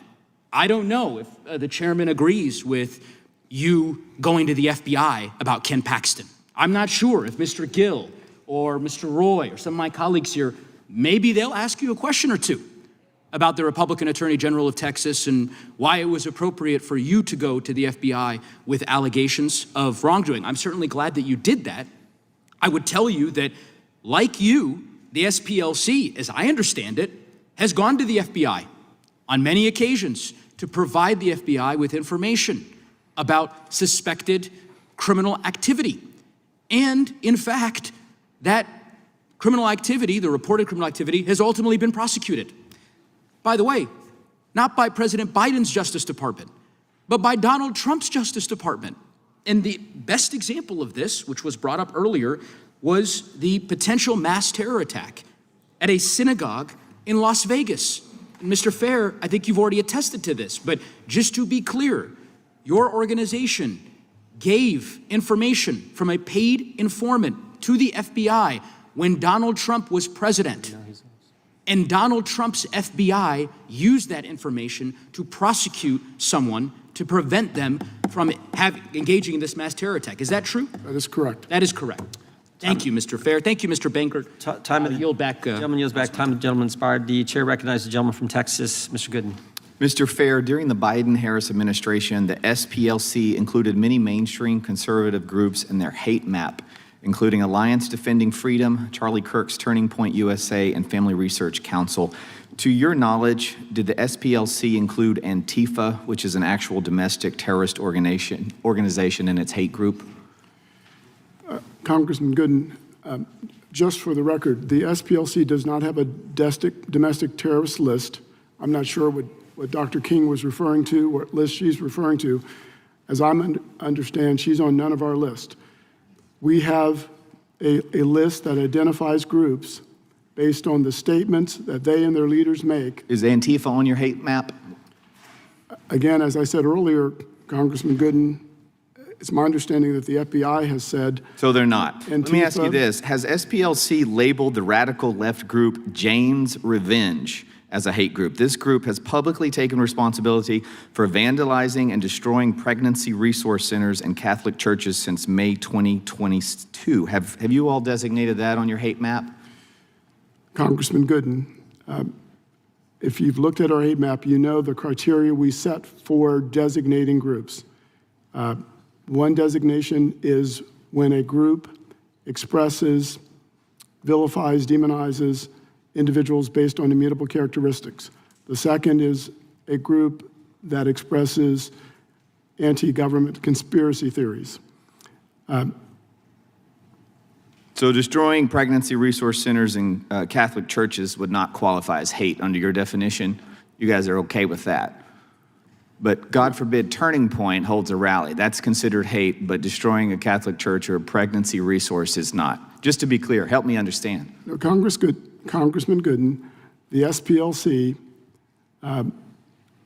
establishes its own criteria, and any other group can create its own list.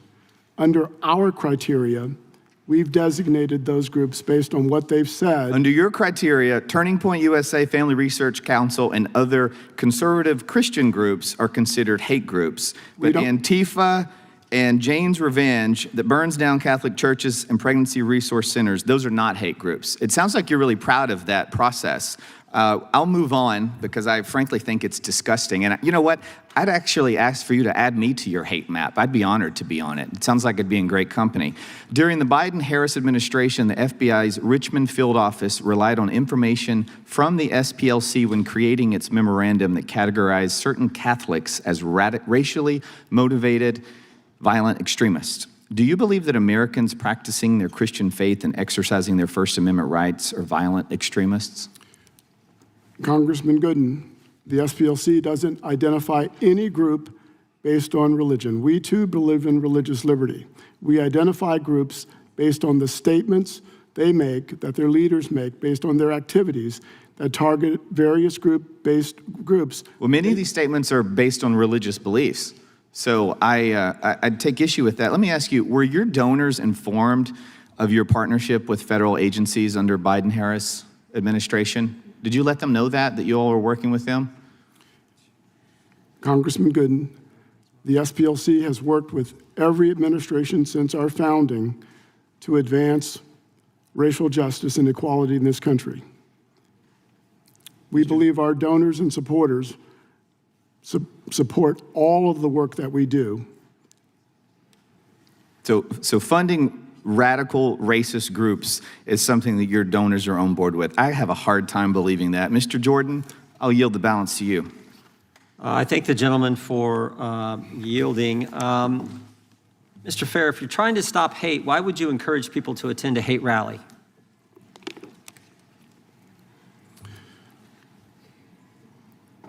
The SPLC doesn't encourage people to attend hate rallies, Chairman Jordan.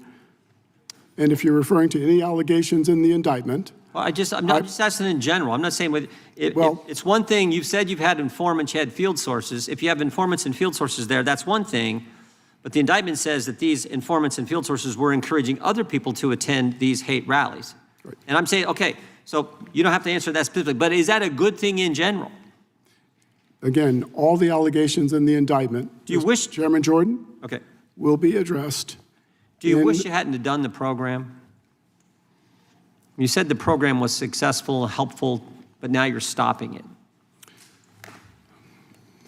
We stopped the program because we believe hate and extremism has migrated significantly online and into government agencies.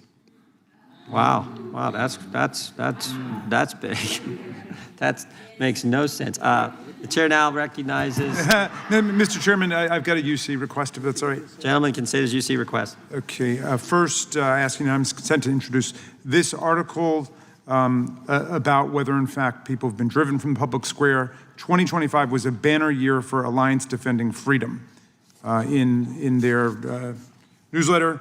And I ask unanimous consent to introduce for the record a report by the DOJ's Office of the Inspector General, which found no evidence of anti-Catholic bias or malicious intent on the part of the FBI personnel who prepared the Richmond domain perspective. Even though they apologized for it?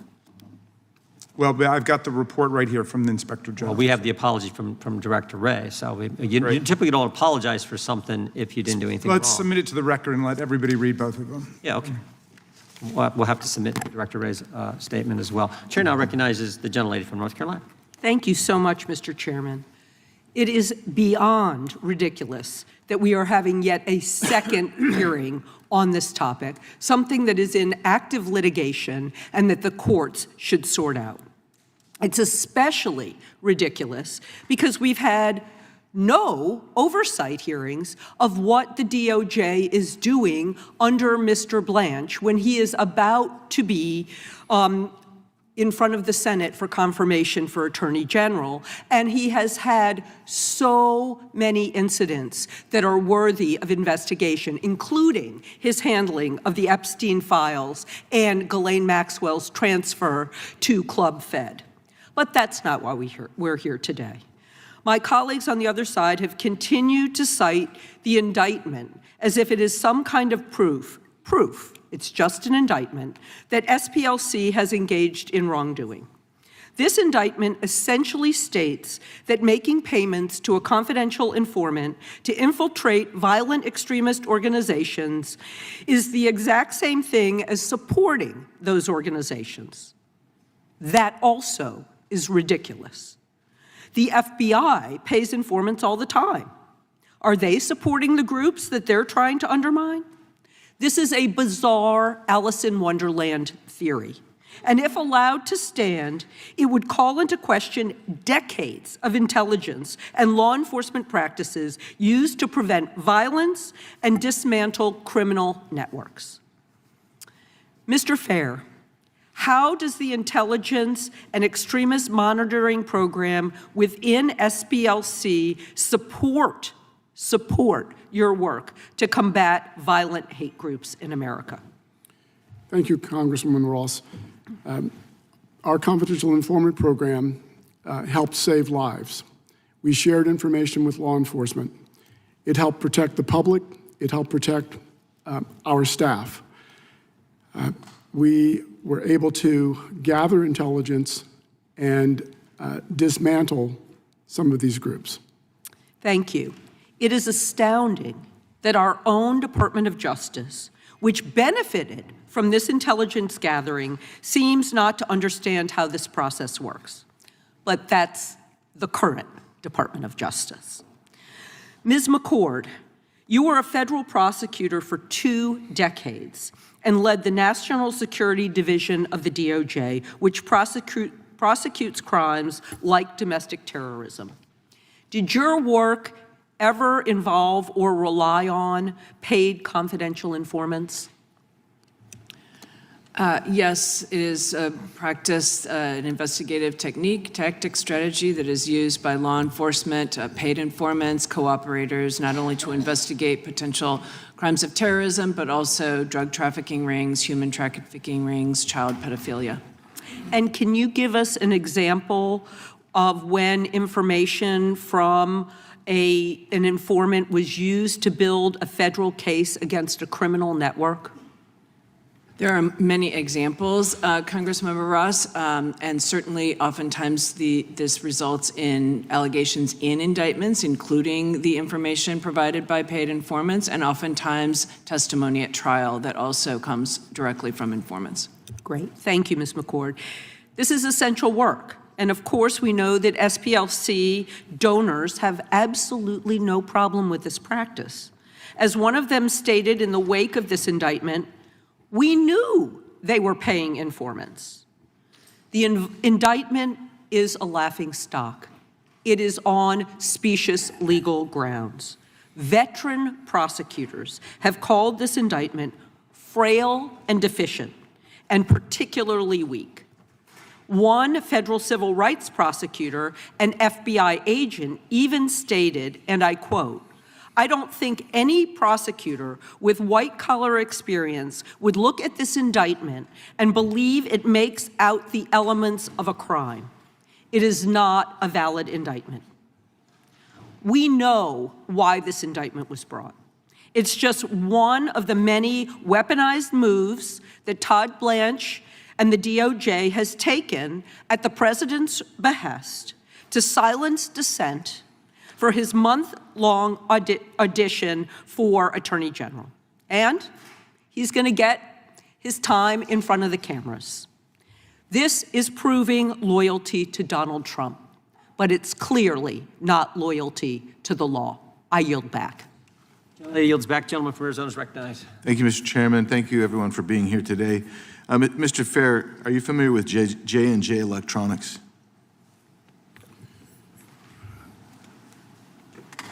Are you familiar with Kelly's Marine? Congressman Biggs, I'm not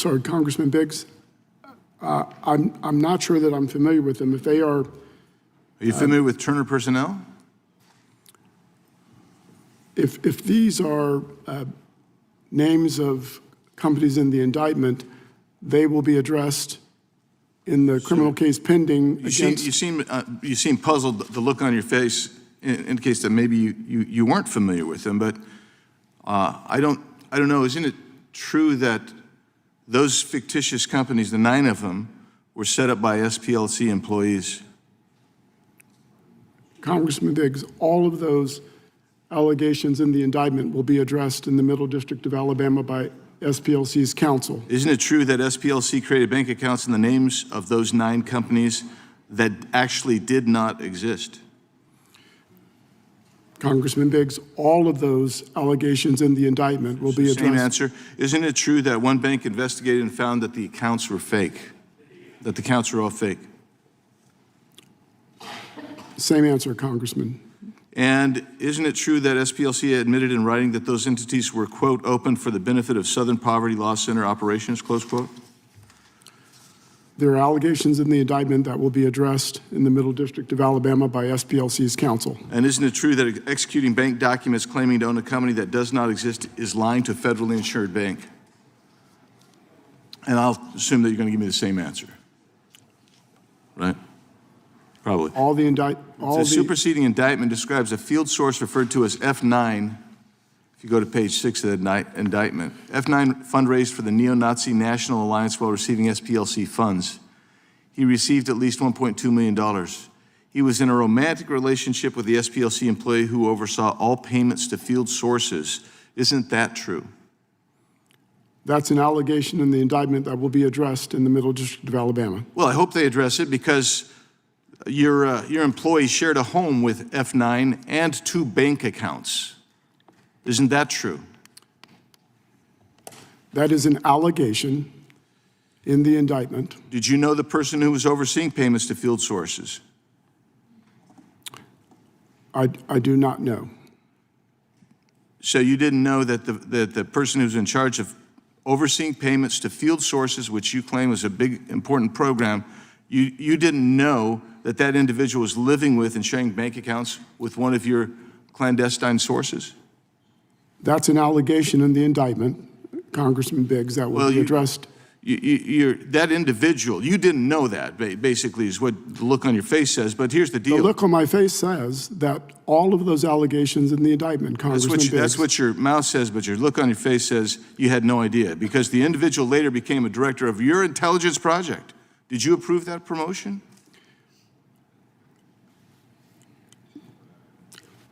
Congressman Biggs, I've been serving as the interim president of the SPLC since July. I don't know what time frame you're referring to, first of all, and second, all the allegations in the indictment will be addressed in a criminal proceeding where they belong. Yeah, you keep saying that, and that's interesting. But there is a due process clause. You were the one that approved the promotion of that individual to become director of intelligence project, did you not? Congressman Biggs, all of the allegations in the indictment. That's not an indictment question. So when did you learn about the nature of their relationship? I'm not sure what time period you're referring to. Well, in 2014, F9 broke into the headquarters of an organization, stole 25 boxes of documents, transported those across state lines, and he was paid money by that individual and continued to receive money for 20 years, in total receiving allegedly $1.2 million. And he's the one, F9 is the one that was involved in the romantic relationship with your employee. And I want to know, are you telling us that you never knew about that relationship even as you sit here today? I'm telling you first that all the allegations in the indictment will be addressed in the Middle District of Alabama in the criminal case pending before that court. And I'm telling you second, I don't know what period you're referring to. Did you take any personnel action after you learned it? Mr. Chairman, the time's way up here. Oh, it's 8 seconds. Oh, boy, that's way up. Well, Mr. I'm glad you Raskin. conceded that. Yeah. You're great at badgering the witnesses, but just obey the rules. We've been listening to your guys go 30, 45 seconds from Arizona, and his time has expired. The chair will note that the ranking member got, I think, 13 minutes in an opening statement, so we're pretty lenient on the time around here. The gentlelady from Vermont is recognized for 5 minutes. Thank you, Mr. Chair, and I thank the witnesses for being here. We are now enduring yet another hearing of this committee regarding Republicans' absurd allegations against the Southern Poverty Law Center. And we already know about the battle between hateful extremist groups and the civil rights litigators at SPLC. And we know that President Trump, Acting Attorney General Blanche, and many other members of this administration have sided with extremists over and over again. This third hearing is clearly part of a broader effort built on a pathetic, blind loyalty to one man, Donald Trump. President Trump prizes loyalty over principles, loyalty over values, loyalty over competence. And that is why he wants to elevate his personal lawyer to serve as our Attorney General. Acting Attorney General Blanche has quickly earned President Trump's trust by using the Justice Department to attack people and groups like SPLC that have stood up to this administration and its lawlessness. Mr. Blanche has overseen the creation of perhaps the most corrupt scheme in our nation's history, the DOJ weaponization slush fund. Blanche signed off on an unconstitutional agreement to give taxpayers money to criminals and insurrectionists, people who beat cops in this building. But that's not all. Acting Attorney General has also initiated a criminal fraud investigation of E. Jean Carroll, the woman who successfully sued Donald Trump for sexual assault. He has indicted former FBI Director James Comey for an Instagram post with seashells, ladies and gentlemen, seashells. He has installed a Trump loyalist to replace a career prosecutor who would not indict former CIA Director John Brennan on ridiculous charges. That's what we're doing here. Mr. Blanche is clear about his role. He knows he is auditioning to be the president's lawyer, his personal lawyer, the job that he's had before. He has said in his own words that the president has a, quote, right and duty to use the Justice Department to investigate his political enemies. That absurd idea, of course, conflicts with the entire concept of an independent DOJ. Professor McCord, is the role of Attorney General different from being the president's personal attorney? Yes, it is, Congressmember. The role of the Attorney General is to take an oath to the Constitution, as every single prosecutor in the Department of Justice does. It is not an oath to a person, and certainly not an oath to the president. That's absolutely right. And why should the Justice Department be independent from the office of the president, regardless of which party is in power? Since Watergate, it has been important to attorneys general of both parties that the American public not believe that the Department of Justice will be used for political purposes. And so the policies have been for more than 50 years until now that it will not be directed by the White House when it comes to prosecutions and investigations. And what are those dangers? You know, the dangers of a system where politically driven prosecutions become the norm.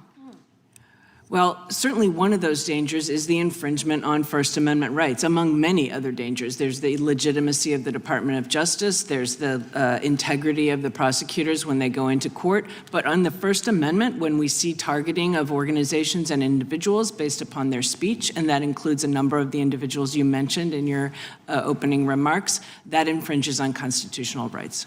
I agree with you. And now we're in a situation right now that I never imagined we would find ourselves in, that we have a president who has installed a lackey to lead the Department of Justice, and now he wants to make him permanent. And I need much more than 5 minutes to touch on all the ways in which Mr. Blanche's conduct is disqualifying. In this case alone that we're here once again discussing, in this case alone, he has misled Americans by stating on television that he did not know that SPLC was giving informant information to law enforcement. And of course, as my colleague from North Carolina has said, Mr. Blanche is a central figure in the Epstein files cover-up. He was the person who met with Ghislaine Maxwell before she was transferred to a Club Fed facility. The accusations against SPLC are ridiculous.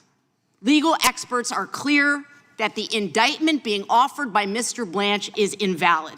But like all things with this president, it is both ridiculous and completely serious. We have to make clear that his nomination is nothing more than a stamp of approval for scandal after corrupt scandal. I yield back. Gentlelady yields back. The gentlelady from Florida, Ms. Lee, is recognized. Thank you. I yield my time to the chairman. Oh, thank you. Thank you, Representative. Mr. Bangert, a government-paid informant and a law enforcement-paid informant is different than a private sector paid informant. Wouldn't you agree? Yes, Mr. Chairman. I mean, Ms. McCord said, oh, she went this long thing. I forget who was asking the question. Oh, this paid informants happens all the time. Doesn't happen in the private sector like that, right? They're very different. Yeah, very different. Now, for all we know, it could be the same people. I mean, maybe the government was paying the same people they're paying. I don't know. Maybe these guys were double dipping. That's a question I think worth exploring. But the idea that, oh, this is just fine, particularly when the private sector, the private entity doesn't tell their donors what they're doing. Would you agree with that? That doesn't make that's not the same as the FBI paying an informant for valuable information or local law enforcement paying informant. Different animals, right? I think the indictment points out the discrepancy there. Yeah, exactly. And particularly, I don't know, maybe it's happened over time, but, you know, when you add to it that the private entity is paying an informant or a field source millions of dollars that they're not telling their donors, that's different than the FBI or local law enforcement paying some informant. Wouldn't you agree? I do agree, Chairman. Okay, let's get to this issue that the ranking member raised early on. Regarding the First Amendment. I agree, they can say whatever they darn well want. Of course we got a First Amendment. I mean, we did a big investigation on censorship, we had the First Amendment. But what has happened, and this I think was where you were going, Mr. Bangert, is when the organization colludes with corporations, colludes with banks, and worse yet, colludes with the government to silence and go after people for political reasons or other groups for political reasons, like the Alliance Defending Freedom or the Family Research Council. That's where the rub comes in. Isn't that accurate? Yes, Mr. Chairman, it's entirely accurate. I mean, it's sort of like the old Sesame Street skit of one of these things is not like the other. I mean, on the one hand, you have violent extremist groups. On the other hand, you have peaceful, pro-family, Christian, conservative organizations. And what the SPLC has done over time is it has expanded this hate map to include the latter. Yeah. And then what it's done after that is it's launched this organization called Change the Terms, gone to corporate America, and embedded itself in the decision-making architecture of corporate America, including key institutions like financial firms, technology firms, online social media platforms, and demanded that they deplatform, debank, and deny services to every single organization on that hate map, including the ones that aren't like the other. And again, that's all bad. We disagree with it. Lumping y'all together and going to these entities and doing that. But what's really wrong is when they go to government and get the government's stamp of approval, which is what I think happened. This is why there was this cozy relationship between the Biden-Garland Justice Department and the Southern Poverty Law Center. Do you agree with that? That compounds the problem exponentially. Yeah, because when the government, when the Justice Department is making them out to be the end-all, be-all standard objective source out there, bringing them into quarterly meetings, using their material, helping and having them train their prosecutors, that's when we get into the problem. And so much so that the FBI director sat in the same seat you're sitting and said that memorandum written by the Richmond field office was wrong. I was aghast. I can't remember all the terms he used. That's where it leads to an actual document from the government saying if you're a pro-life Catholic, you're an extremist. The government, especially when it's engaging in prosecution, relies on evidence. The hate map, as courts have found, is not evidence of anything. In fact, it's a sham and a fraud. Yeah, so all that went on, and now we learn that they had field sources, that's what they called them, that they were paying $4 million over a period of years, and these field sources were engaged in all kinds of ridiculous, hateful, racist things, all while telling their donors, we're doing the great stuff. That's the story. And that's why the Justice Department's investigating it and has indicted them. Anything I get wrong in that there, Mr. Bangert? It is a tale of hypocrisy. Yeah. I thank the gentlelady for yielding. I will give you back 30 seconds. God bless you for yielding me 4 minutes and 30. Thank you, Mr. Chairman, and I think you just said it. You know, what we're seeing here is an organization that held itself out to be doing good work in the country, and what we're hearing today is that, in fact, it was colluding to fund and support and conspire with some of the very organizations it claims to want to defeat. It is discouraging, and it is so critical that we have brought transparency to this issue here today. Thank you, Mr. Chairman. I yield back. Gentlelady yields back. Gentlelady from California is recognized. Thank you, Mr. Chair. So on May 18th of this year, 2 teenage gunmen opened fire on a mosque in San Diego, California, and they murdered 3 people. Then they turned their weapons on themselves before law enforcement could apprehend them. And these assailants, they were teenagers. They were children. And children are not born with hate. They are taught hate. President Fair, is that a fair assessment?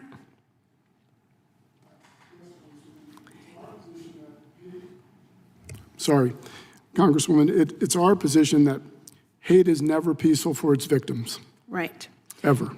And you know, these assailants, they learned this hate somewhere, and they shared it actually in their very long, detailed, hate-filled manifesto, referencing a number of extremist organizations by name, like the Terrorgram Collective, the Base, and the Adam Waffen Division. So President Fair, are you familiar with some of these groups?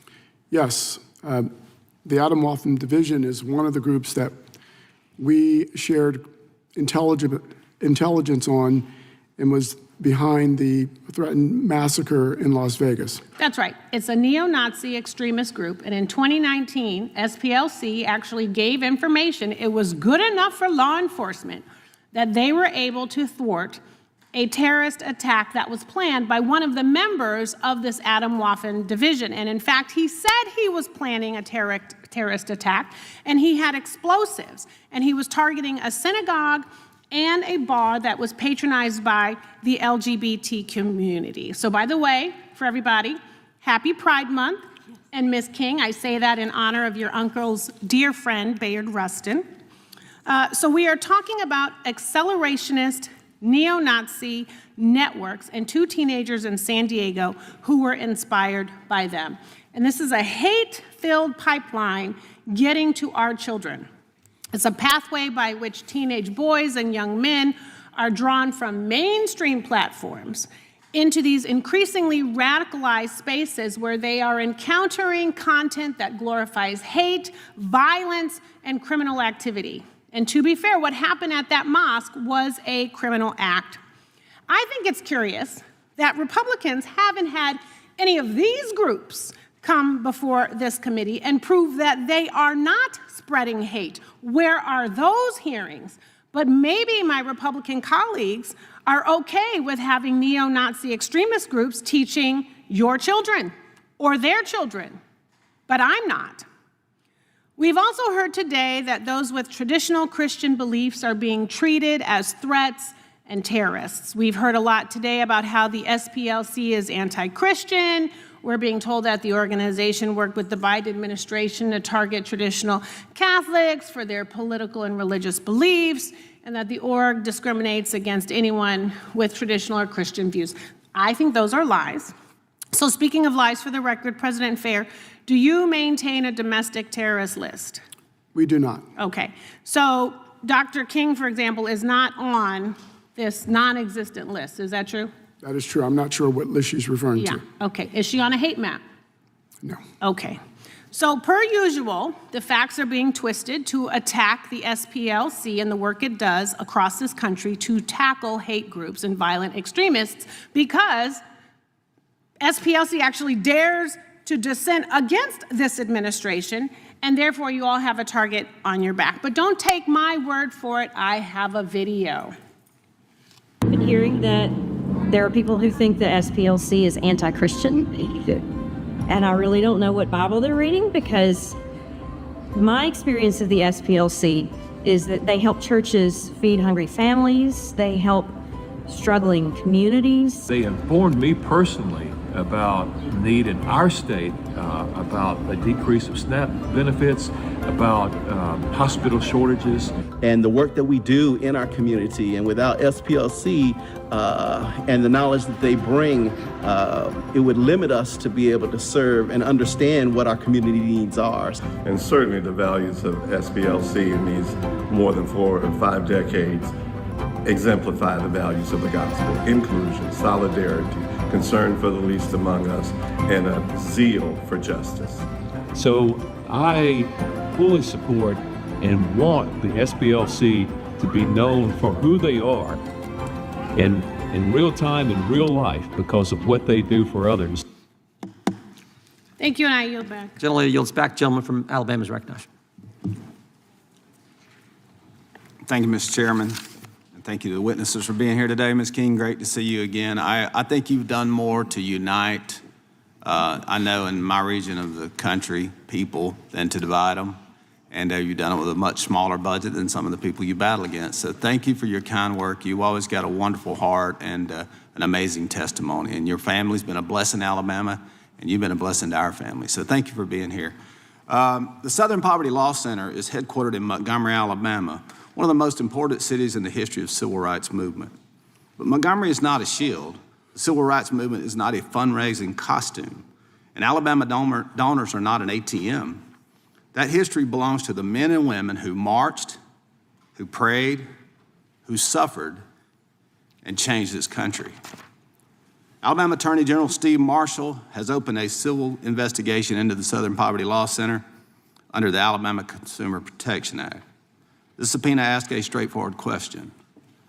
When Alabama donors gave money to fight hate, were they told the truth about where that money could go? Southern Poverty Law Center has spent years putting labels on other people. It has even used hate watch to target me. As a matter of fact, I think the reason I'm on the list, and there's 11 congressmen on this list, is because we simply put a flag in front of our office that encouraged the people to pray for this nation. It's called the Appeal to Heaven flag.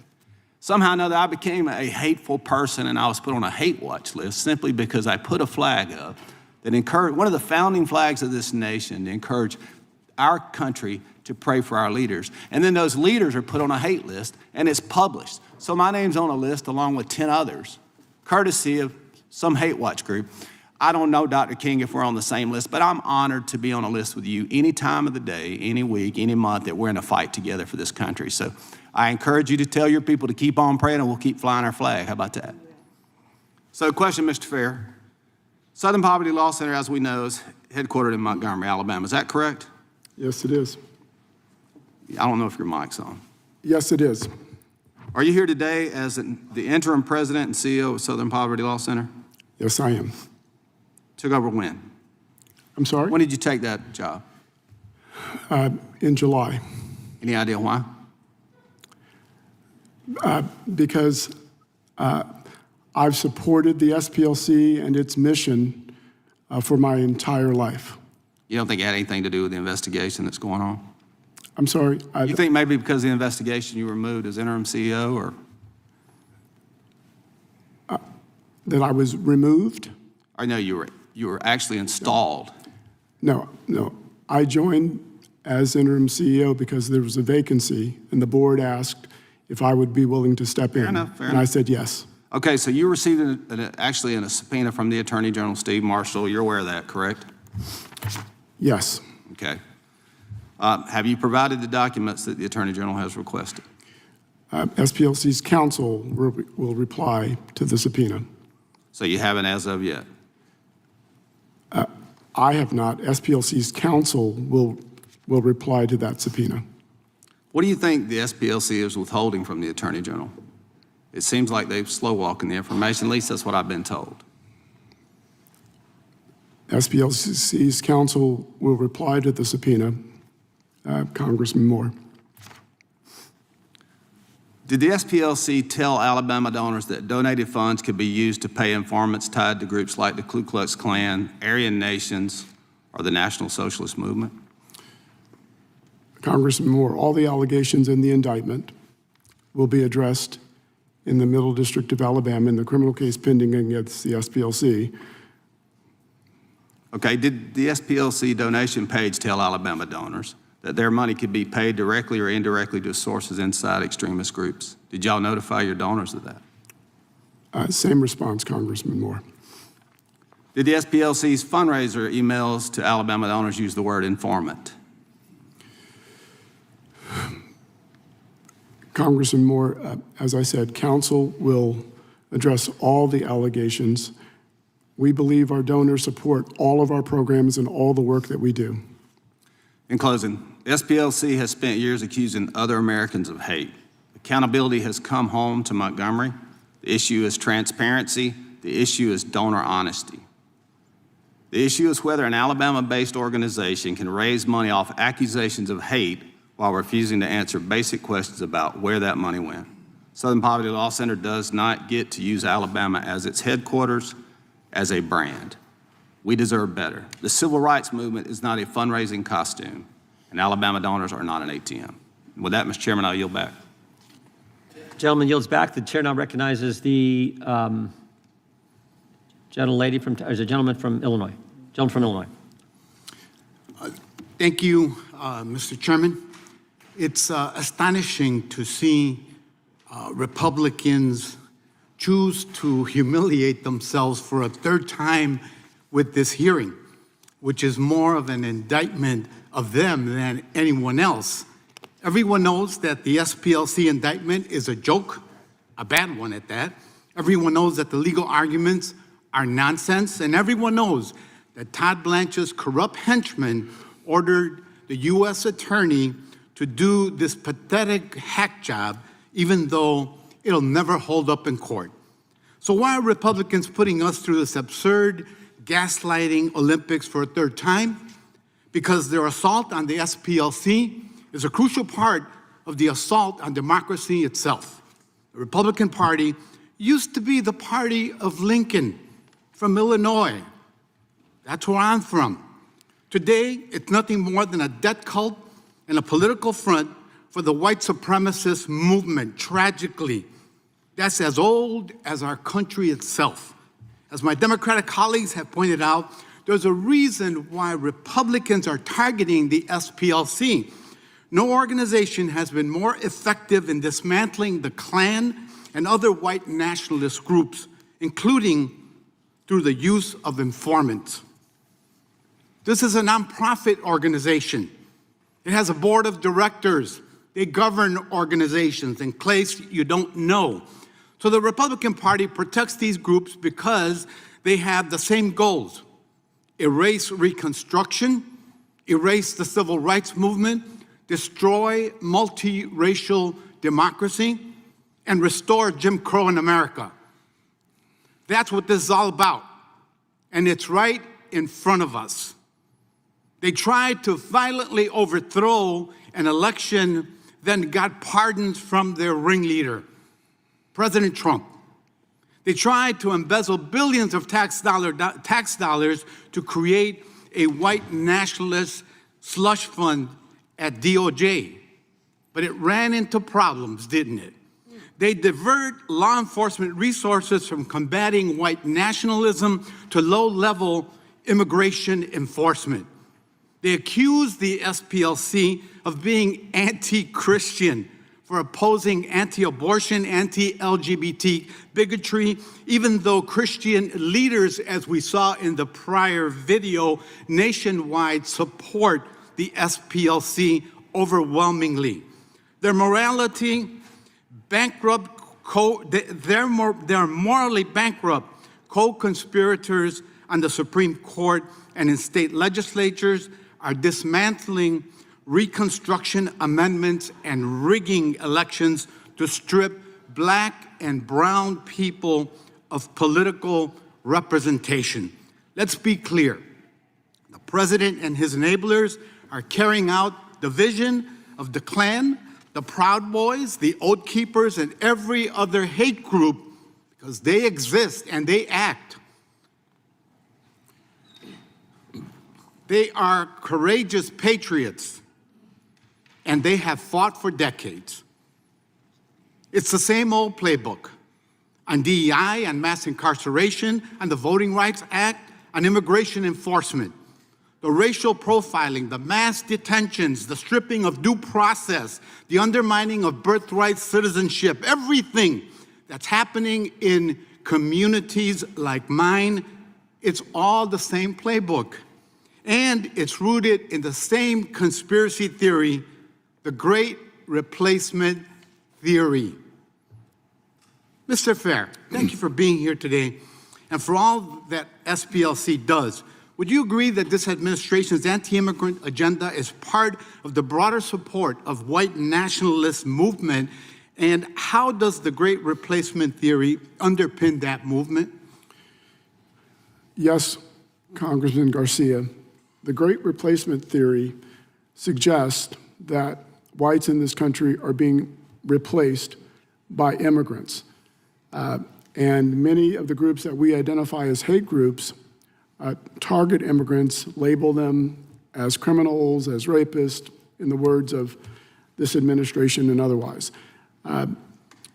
There are any number of groups that express white supremacist views that this country should be a majority white nation. Those views are antithetical to the views of the SPLC. Thank you for sharing that. I yield back, Mr. Gentleman yields back. Gentleman for California is recognized for unanimous consent. Thank you, Mr. Chair. I forgot I have some UC. Okay, gentleman, or gentlelady can proceed. San Diego mosque shooters left document revealing racist neo-Nazi beliefs. Objection. Vance praises YouTuber Nick Shirley reporting on Minnesota fraud. Without objection. Undocumented immigrant offending rate lower than U.S.-born citizen rate. Without objection. Yeah, okay. Anti-Muslim bigotry surges ahead of International Day Without to combat Islamophobia. The annual report 2025, the Council on, American Islamic Relations 2025 annual report. Without objection. Anti-Islamic rhetoric from GOP politicians sparks concern over religious hatred. Without objection. The SPLC's Year in Hate and Extremism 2024. Without objection. And once again, the SPLC's hate map to establish clearly for the record who is and who is not on it. Without objection. I want to thank you all for your patience. We have about a half an hour based on the number of members yet to testify, so we'll move to that as quick as we can. And the gentlelady from Wyoming is recognized. Thank you. For any business to remain profitable, there must be both supply and demand. As for the Southern Poverty Law Center's business model, it needs to convince people that there exist certain types of discrimination and hatred in the United States and that it alone has the expertise to identify, target, and eradicate it. A lack of such discrimination and hatred would render the SPLC's existence obsolete. And that is largely what has happened in America. So what is a business to do when its very existence is threatened by a dramatic decrease in the scourge that it exists to combat? What happens when racism, for example, is largely a thing of the past? The Brain Trust at SPLC came up with their own unique solution to this conundrum. They decided to fund the very hatred that they claim to be fighting against. And like magic, the money has continued to roll in. In fact, advancing hatred has become quite profitable for the SPLC, as in 2024, the organization had over $829 million in assets, an endowment of approximately $738 million and $129 million in revenue. The bulk of this money comes from the contributions of the SPLC's donors, contributions that the donors thought were made to, quote, confront hate, stand up to injustice, and defend our civil and human rights, end quote. But that isn't the case at all. Instead of confronting hate, standing up for justice, or defending civil and human rights, the SPLC has been funding the exact opposite, with the added bonus of then using their donations to target right-leaning organizations such as the Family Research Council and Turning Point USA, simply because they believe in traditional marriage and the sanctity of the family unit while also opposing abortion. Stated another way, SPLC has been using its funds to attack those very organizations that actually do confront hate, stand for justice, and defend civil and human rights. And the SPLC funded actual Nazis and white supremacists in order to do so. In order to get away with this scam, the SPLC knew that it had to hide what it was doing. I mean, who was going to donate to an organization that has actual Nazis on the payroll to organize AstroTurf rallies to try to smear conservatives? The DOJ's superseding indictment filed on June 2nd approximates that between 2010 and 2023, the SPLC funneled $4.1 million in tax-exempt donor funds to various violent extremist organizations, including the Aryan Nations, the National Socialist Movement, and the KKK, via a series of fictitious accounts, and then committed bank fraud to cover it all up. The indictment goes on to say that these donor funds were ultimately used for the growth and recruitment of these organizations, the purchase of materials for cross burnings. That's despicable. and group attire and the production of racist paraphernalia sold at rallies. That's really despicable. That's gross. Mr. Fair, does the SPLC have any written policies to ensure that the payments you made to these organizations were not used to incite violence or engage in other activities that contradicts SPLC's public representations? Congresswoman Hageman, as I said earlier, all of the allegations that you've Do you have written policies to make sure that you're not funding the KKK? We don't fund the KKK. Well, you do. Actually, that's what's in the That's an indictment. allegation, Sure. Congresswoman. Have you produced and any of these we will discuss materials all to of those us? allegations. Have you produced those materials to this committee? What materials? Any materials, any written materials, so that you are not, to show that you have a policy in place to not fund hate groups such as the KKK? SPLC's counsel is working with this committee's counsel to respond to your Did subpoena. anyone at the SPLC ever raise any concerns about your practice of funding hate groups? We don't fund hate groups. Why wasn't the SPLC, now, you're under oath, remember that. You are under oath here today. I said we don't fund hate groups. Okay, except the $4.1 million that you gave to the KKK, the National Socialist Movement, and the Aryan Nations. Congresswoman Hageman, those are allegations that will be You're under addressed. oath. That will be addressed All right. in the criminal case pending against the SPLC. The SPLC also played a part in funding the 2017 Unite the Right rally in Charlottesville, and you paid an organizer who drafted racist posts under the SPLC's supervision. You fomented the hate, and then you made bank off of it, about $80 million in the following months after that rally. But you didn't just make a ton of money that day. 3 people actually died, 2 police officers and a woman named Heather Danielle Heyer. So from the standpoint of your business model, making money off of hatred, you must say that that was actually a very successful day for the SPLC. Would you agree with that? SPLC doesn't foment hate. Well, that day you did. I guess that I'm out of time. With that, I yield back. Gentlelady yields back. Gentlelady from Georgia is recognized. Thank you, Mr. Chairman, and thank you to each of our witnesses. I have read all of your testimonies, and most Americans now believe that political violence will increase in the next few years. With the attempted kidnapping of Gretchen Whitmer, the anti-Semitic firebombing of Josh Shapiro's home, and the recent attempted assassination of Donald Trump, there's no doubt that extremism is on the rise. Just a simple answer, does everyone agree that this is a serious concern for our democracy? Ms. McCord? Yes. Mr. Banjert? Yes, political violence is always a serious concern. Dr. King? Yes or no? Just yes or no? All political violence is of great concern. Mr. Fair? Yes, Congresswoman McBath. Thank you. Last year, someone tried to firebomb a Republican Party headquarters in Arizona, and someone else fired gunshots at a Democratic Party office building in New Mexico. There have been politically and racially motivated mass shootings in Charleston, El Paso, and beyond. Yes or no for each of you, do you think it should be a priority of the Department of Justice and the FBI to combat extremism and political violence? Yes, regardless of the ideology. Thank you. Yes, Congressman, I believe the department should be pursuing criminal acts of political violence. Thank you.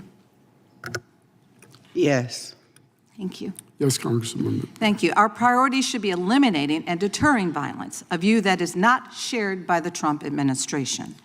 Last March, the Department of Homeland Security defunded the database at the University of Maryland that tracked domestic terrorism, hate crimes, and targeted violence, the only publicly available database of its kind in this country.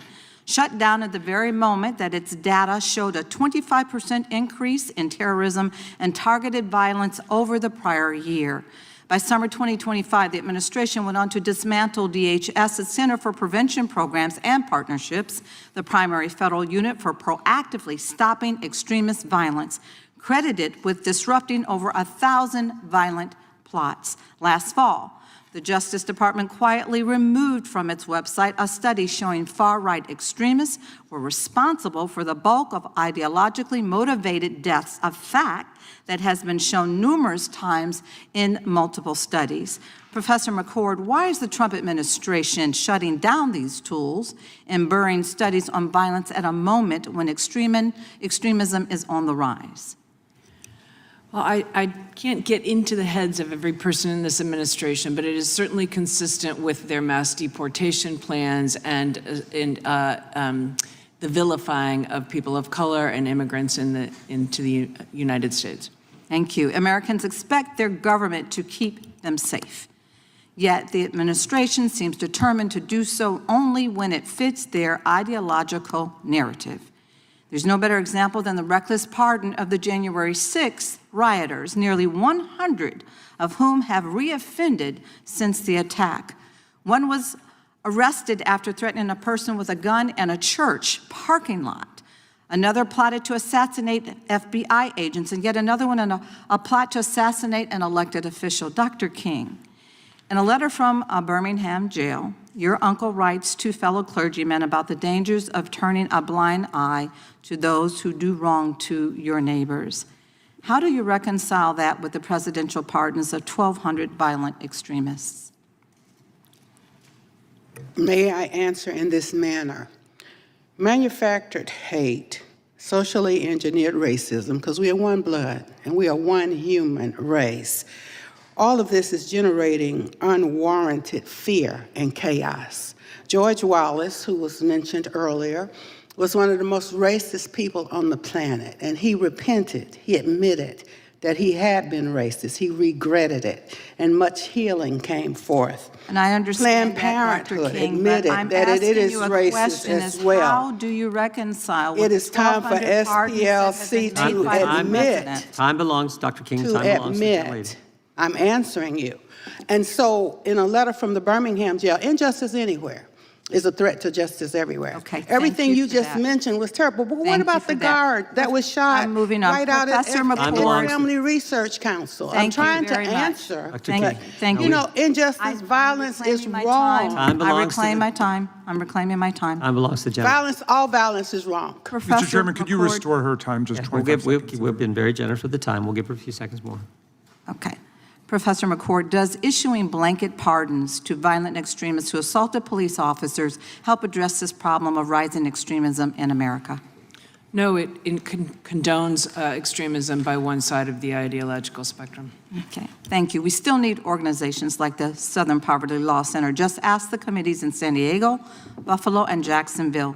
You can ask me, a mother who lost her son to gun violence because a man made assumptions about him based on the color of his skin.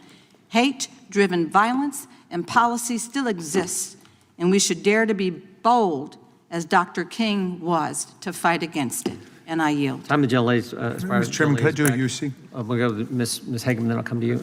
I have a UC request. An article from LifeSet, the both sides' political violence narrative completely debunked. They cooked the books as typical. Another one, a letter from Andrew Clovet to Chairman Jordan and the committee about SPLC putting the Turning Point USA on its fraudulent hate map in the spring of 2025, and a September 1, 2020 letter from the Coalition for Jewish Values related to the SPLC hate map and what it does to the Jewish community and the risk that it places the Jewish Without community objection, in. gentleman from Maryland. Yes, just two, Mr. Chairman. The 2017 Trump administration FBI document listing the SPLC as its partner in fighting hate. Objection. And then this is from National Public Radio. Author details the spy network that took on America's post-World War II Nazi groups. The Anti-Defamation League and the American Jewish Committee went undercover. Objection. Gentleman from Wisconsin is recognized. Thank you, Mr. Chairman. Dr. King, Mr. Fair is saying that SPLC does not fund hate groups. Is the KKK a hate group? The KKK is a hate group, and what I'm very concerned about is that whether it's for informants or whatever, manufacturing all this fear and hate is not effective. And I do know, somebody said that the SPLC donors don't have any problems. Well, some of the donors have said, I didn't know that's what they were spending the money for. I didn't know what they're doing. So it's not effective. To pay the KKK or an informant to pretend they're KKK or whatever, and then they do KKK stuff and people get hurt. So what we've also been hearing from the other side here is that you must be a white nationalist if you oppose SPLC. Are you, Dr. King, a white nationalist? I'm not a white nationalist, and I am on the SPLC watch list. I have been and I am. I may have called it the wrong thing, but they have been watching. Let's call it whatever it is, watch list, map, whatever. Yeah. Mr. Fair, there's a group, Moms for Liberty, that was added to the hate map. Why was it important for your organization to put the Moms for Liberty on a hate map or whatever designation that you did? Moms for Liberty, Congressman Tiffany, is an organization that advocates against school curricular inclusion. It mentions, it opposes LGBTQ rights.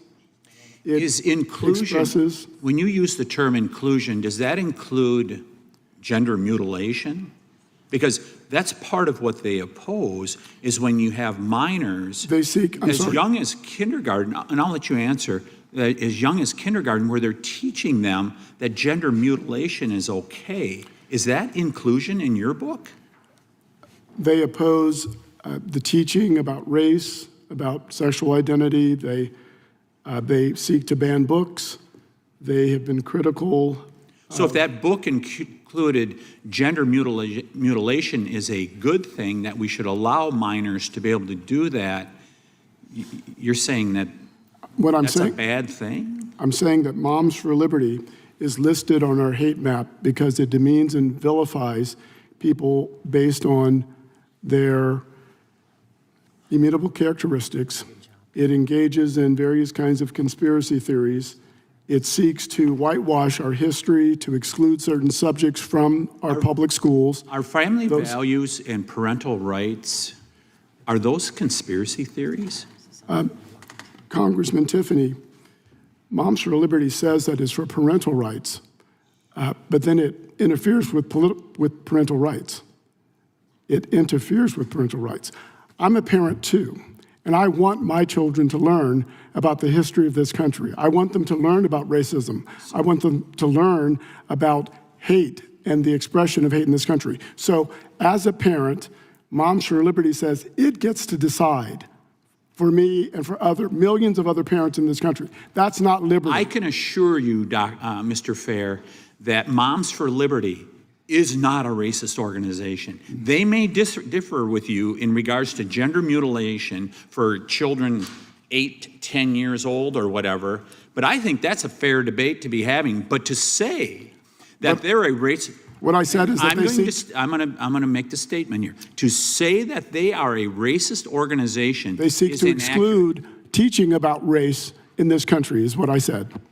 They are not a racist organization, because I have been around them. To teach family values and parental rights, I think, is a good thing here in America. There are a couple organizations in Wisconsin, the public library system and the Department of Public Instruction, that house SPLC documents.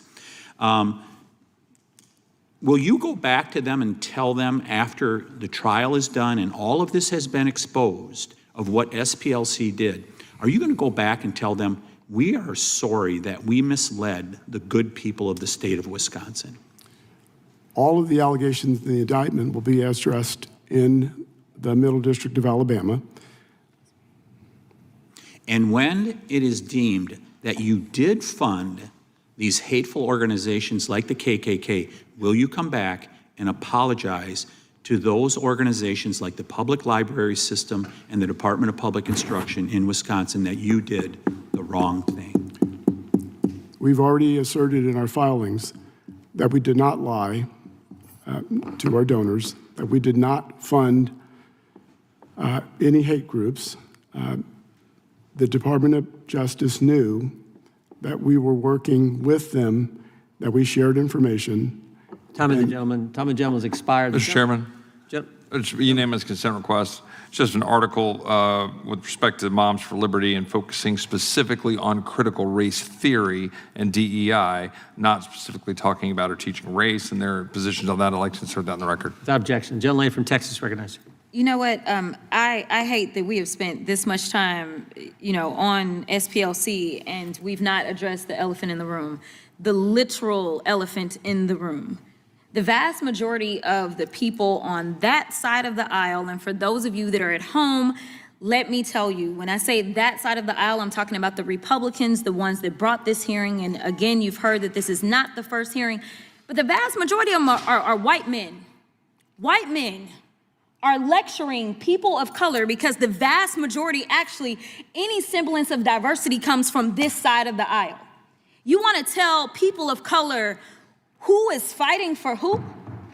People of color do not feel comfortable or welcomed within your party. That's why you have to parade someone who has the name Dr. King attached to them so that people can be confused, because I have been reading the comments online and people are like, who is this Dr. King? Because you want them to believe that somehow she espouses who Dr. King was, yet you've yet to have MLK the third come in here. You've yet to have Dr. Bernice King, the ones that were actually raised by Dr. King, the ones that actually probably understand the teachings of Dr. King. And I just want to be clear, because I want to talk to y'all about what the Dr. King had to say about racism, so that y'all don't get it twisted and don't get it confused just because you see the name sitting in this room.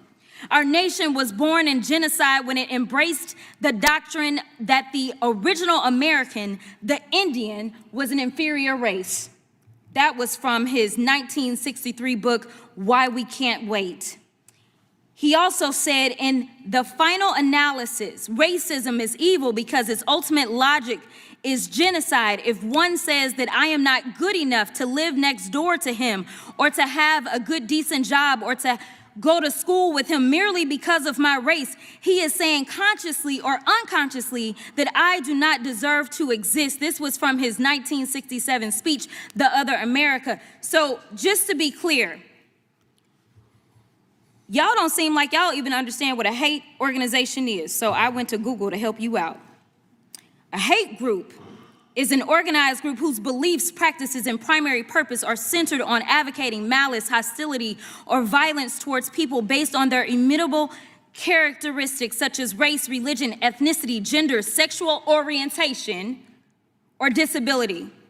So I know some of y'all are, caping for Charlie Kirk, because I done heard y'all talk about his organization over and over and over. So I'm not finna play with anybody who's gonna play with my time, so I'm going directly to Ms. McCord. Professor, let me put some respect on your name. All right, if I see a black pilot, I'm going to be like, boy, I hope he's qualified. Does that sound like a hater or not? That sounds like a racial stereotype. Okay, sounds good to me. We made a huge mistake when we passed the Civil Rights Act in the mid-1960s. That sounds like someone who still adheres to racist views. Okay. America has freedom of religion, of course, but we should be frank. Large, dedicated Islamic areas are a threat to America. That is someone who can't accept that America is a multiracial, multi-religious place. Okay, these all just happen to be comments from the fearless leader of Turning Point USA, so I could see where SPLC was going. I also think that it's so interesting that right now, just for those sitting at home, you may not know that Oversight is not having any hearings right now because the Republicans don't want to deal with the Epstein file, so they have shut down all of Oversight committee hearings, right? So we've got an indictment for SPLC. I have still yet to see an indictment on any Epstein defendant. Not a one, but okay. And we want to talk about what happened in Charlottesville, and we are so upset about Charlottesville. All of a sudden, I would be interested to know which one of you had something to say about Charlottesville when it happened, because I don't think that y'all were saying those same things. In fact, our fearless leader at the time said that there were pretty fine people on both sides. You were okay with the tiki torches. You were okay with it. But I digress. I'm going to move on to Texas in my last 24 seconds. In your testimony before the Texas House of Representatives, you read aloud a series of messages between you and other whistleblowers, basically explaining the corruption happening, directed by Attorney General Ken Paxton.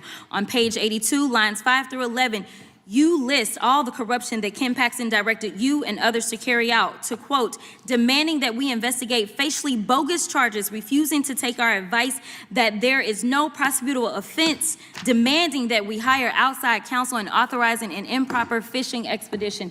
Is that correct? The time the gentleman has expired. The gentleman can respond if he wants. My testimony from that proceeding stands for itself. Yeah.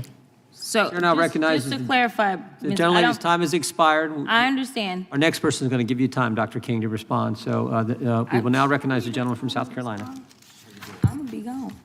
Dr. King, thank you for being here. I know that there was a monologue earlier in which you wanted to respond. I think you were kind of ready to do that, but we're not given that opportunity. Would you like to briefly respond to that? Very briefly, Congresswoman, I am a bit emotional. I'm going to watch what I say. But it seems as though you have suggested that I am a bastard to the King family legacy. I am legitimately the daughter of Reverend Alfred Daniel Williams King and Dr. Naomi Ruth Barber King. We are a family who loves God, and I love you. God bless you. Ms. King, let the record reflect that the gentlelady from Texas left the room. Thank you for responding to that. Mr. Fair, the SPLC website, you have a section called the Extremist Files with profiles of groups and individuals that, according to your frequently asked questions, are key figures on the hard right. How do you, you don't have any criteria listed, but just for education purposes, how does somebody become part of the Extremist Files? Thank you, Congressman Fry. Our team in the Intelligence Project uses various criteria to identify folks on extremist files because Like what is the criteria? their statements and their activities are the criteria. All right, so I'm gonna get so for example, if an individual is the leader of a KKK chapter, that person is overtly out in the public as the leader of a KKK chapter, they're probably apt to be on the Extremist Files based on their position, their statement, their association with the KKK. Is that fair to say? That determination, Congressman Fry, would be made by the experts at the SPLC. Right, but I mean, that would be an overt person, somebody that's out in front of this. They would be more likely than not to be included on that file. Is that correct? Could be on the hate map, could be on the hate list. Is it truly objective or is it very subjective? I mean, it sounds like it's like this committee, this mysterious committee decides who's a hater and who's not. As my testimony shows, we use specific criteria. But I don't. But your testimony hasn't shown anything. You haven't talked about what that criteria is. So what the heck is the criteria? Well, earlier, before you were in the room, I believe, Congressman Fry, I said our criteria is we identify people for the hate map, the hate list, I'm sorry, who, through their statements, the statements of their leaders, the principles of the organization. All right. So let me demonize and vilify. So a collective body of evidence, then. How about that? Let's just cut to the chase. So if somebody poses with a Nazi flag or KKK memorabilia, that might be a factor, right, in whether or not they should be on the extremist file. Correct? It could be a factor, not the determining factor, but a factor. Is that fair to say? It's again. Like the answer is yes, dude. Like this is not a trap question. I'm giving you like softballs. Well, if somebody does a Nazi salute in a public forum or in public view, would that be a factor? It could be. Could be. Okay. What about burning a cross? It could be a factor depending on the context. Okay. Have tattoos like Nazi symbols? We believe that Nazi symbols are symbols of hate. Yes. What about if the individual had knowledge of what the Nazi symbol was when they put the tattoo on their body, or at least learned about it? I'm not sure that I'm following your line of questions. Well, I think it would show intent, right? Like intent would be that the person knew that the tattoo that they placed on their body was a Nazi tattoo. I'm not sure I can comment on someone else's intent. I think your own website talks about this. So this is an easy yes. What if this individual referred to their tattoo is a Totenkopf. I'm not sure I know. You know who I'm describing right now? No, I don't. I think you do, actually. That's Graham Plattner from Maine. Like, this is like, he was probably the best thing that y'all had coming because it actually distracted the media narrative away from the SPLC for like 2 days while they focused on this. But why would a Graham Plattner not be included on your extremist files? If he was a Republican, he probably would be, right? We don't use political ideology or political party to identify who is on our list. Well, I think you say you go after the members of the right, but I think as Dr. King was talking about before she stepped out, that this racism knows no ideology or political party. In fact, the Democrat Party has a very long and troubled history since its inception in the 1820s and 30s of supporting slavery, of supporting segregation, of continuing to perpetuate racism in our country. And so the fraud that you have perpetuated on your donors and the American people at the expense of eviscerating hate, you're only targeting one sect of people. It makes absolutely no sense. The organization should be ashamed of itself, and you should be ashamed for being. Time of the gentleman has expired. The gentleman from Missouri is recognized for 5 minutes. Thank you, Mr. Chairman, for holding this very important hearing today. It's clear that the SPLC has strayed from its original mission and used questionable and, frankly, illegal tactics to drive donations and manufacture political relevance. Mr. Fair, the SPLC labeled Charlie Kirk and his organization dangerous extremists in its Hate Watch newsletter, and Charlie Kirk was assassinated the very next day. Do you regret signing off on that newsletter? Congressman Odner, what I regret is the political violence in this country on any side of the aisle. Do you regret naming Turning Point USA a hate group several months earlier? What I regret, again, is the political violence in this country. And are you willing to take any responsibility for the assassination of Charlie Kirk? I'll take that as a no. How about the designation of the Family Research Council as a hate group? The gunman told the FBI he was inspired by the SPLC's list. Does SPLC accept any responsibility for that violent 2012 attack on the Family Research Council?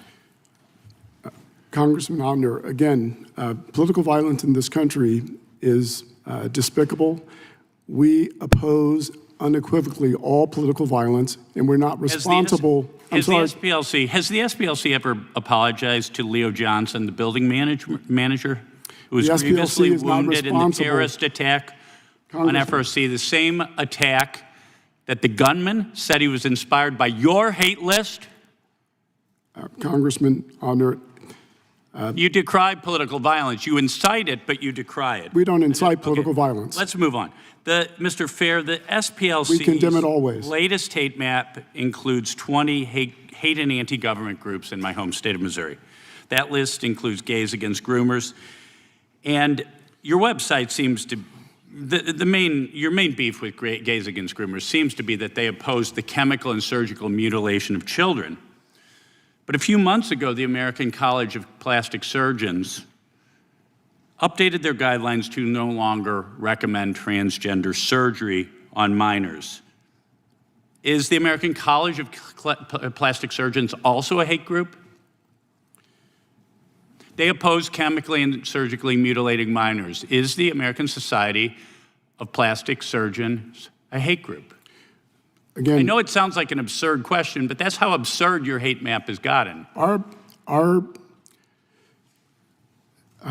reporting on hate and extremism uses the statements, may I finish? Uses the statements and activities of various groups. And based on those statements, we expose and share with the public what they say. It seems like one thing that many of the groups that you've labeled hate groups that we've talked about this morning have in common is that they oppose the chemical and surgical mutilation of minor children, as does the United Kingdom, as does Sweden, Finland, Norway, Denmark, and the United States Department of Health and Human Services. Are the 7 groups I just mentioned hate groups, the public health authorities in the UK and Finland and Denmark and so on, are those hate groups? Congressman, we identify groups. Okay, how about a group you've identified that just happens to have won 18 cases before the United States Supreme Court and been instrumental in 85 other cases, Alliance Defending Freedom. Are they a hate group? Are you going to double down on that today? ADF is a hate group, yes or no? May I answer your question? Yes or no? ADF is listed because of statements it has made against Okay, you persons. said that about other groups. Okay, you're Well, you evading don't the want me to question respond, obviously. because of but you're cutting statements me they off. made according to criteria that you couldn't clearly articulate to Congressman Fry. Okay, I'll ask you, Mr. Bangert. Mr. Bangert, why do you think the Alliance Defending Freedom, a group that's won 18 cases before the United States Supreme Court, is on this defamation machine's hate map? Well, that's a great question, Congressman. I went and looked at their website this morning, and one of the reasons they give for ADF being listed is because, according to the SPLC, we support the state-sponsored mutilation of adults and children, basically rendering them sterile. The odd thing about that is, in the state of Alabama, we came alongside the Attorney General to defend a statute that would have prohibited medical professionals from performing procedures on children that would have sterilized them. And interestingly, on the other side of the V in that case, one of the law firms was the Southern Poverty Law Center. Well, there you go. I think that's why you're a hate group. Thank you. I yield back. Gentleman yields back. Gentleman from Texas, recognized. Thank you, Mr. Chairman. What I find truly ironic is that how this is the second hearing in just a few weeks and where we have to confront the hatred festering inside the very organization that claims that it is fighting against, of course, the hatred that being. According to a superseding indictment, the SPLC paid more than $4.1 million to informants tied to extremist groups, including the KKK from 2010 to 2023. In two cases, informants who were active members of the local KKK chapter reportedly told the SPLC that they wanted out because they feared for their safety. Instead of supporting their exit, the SPLC employee allegedly encouraged them to remain involved and offered them a monthly salary of $1,200 to do so. As a result, one informant rose into a leadership role within the KKK, recruited other new members, purchased KKK materials, and were even reimbursed for expenses related to cross-burning events. I can't make this up. This is not just ironic, sir. It's quite outrageous. Sir, as you highlighted in your testimony, these organizations have survived for 55 years, taking donations from generous donors.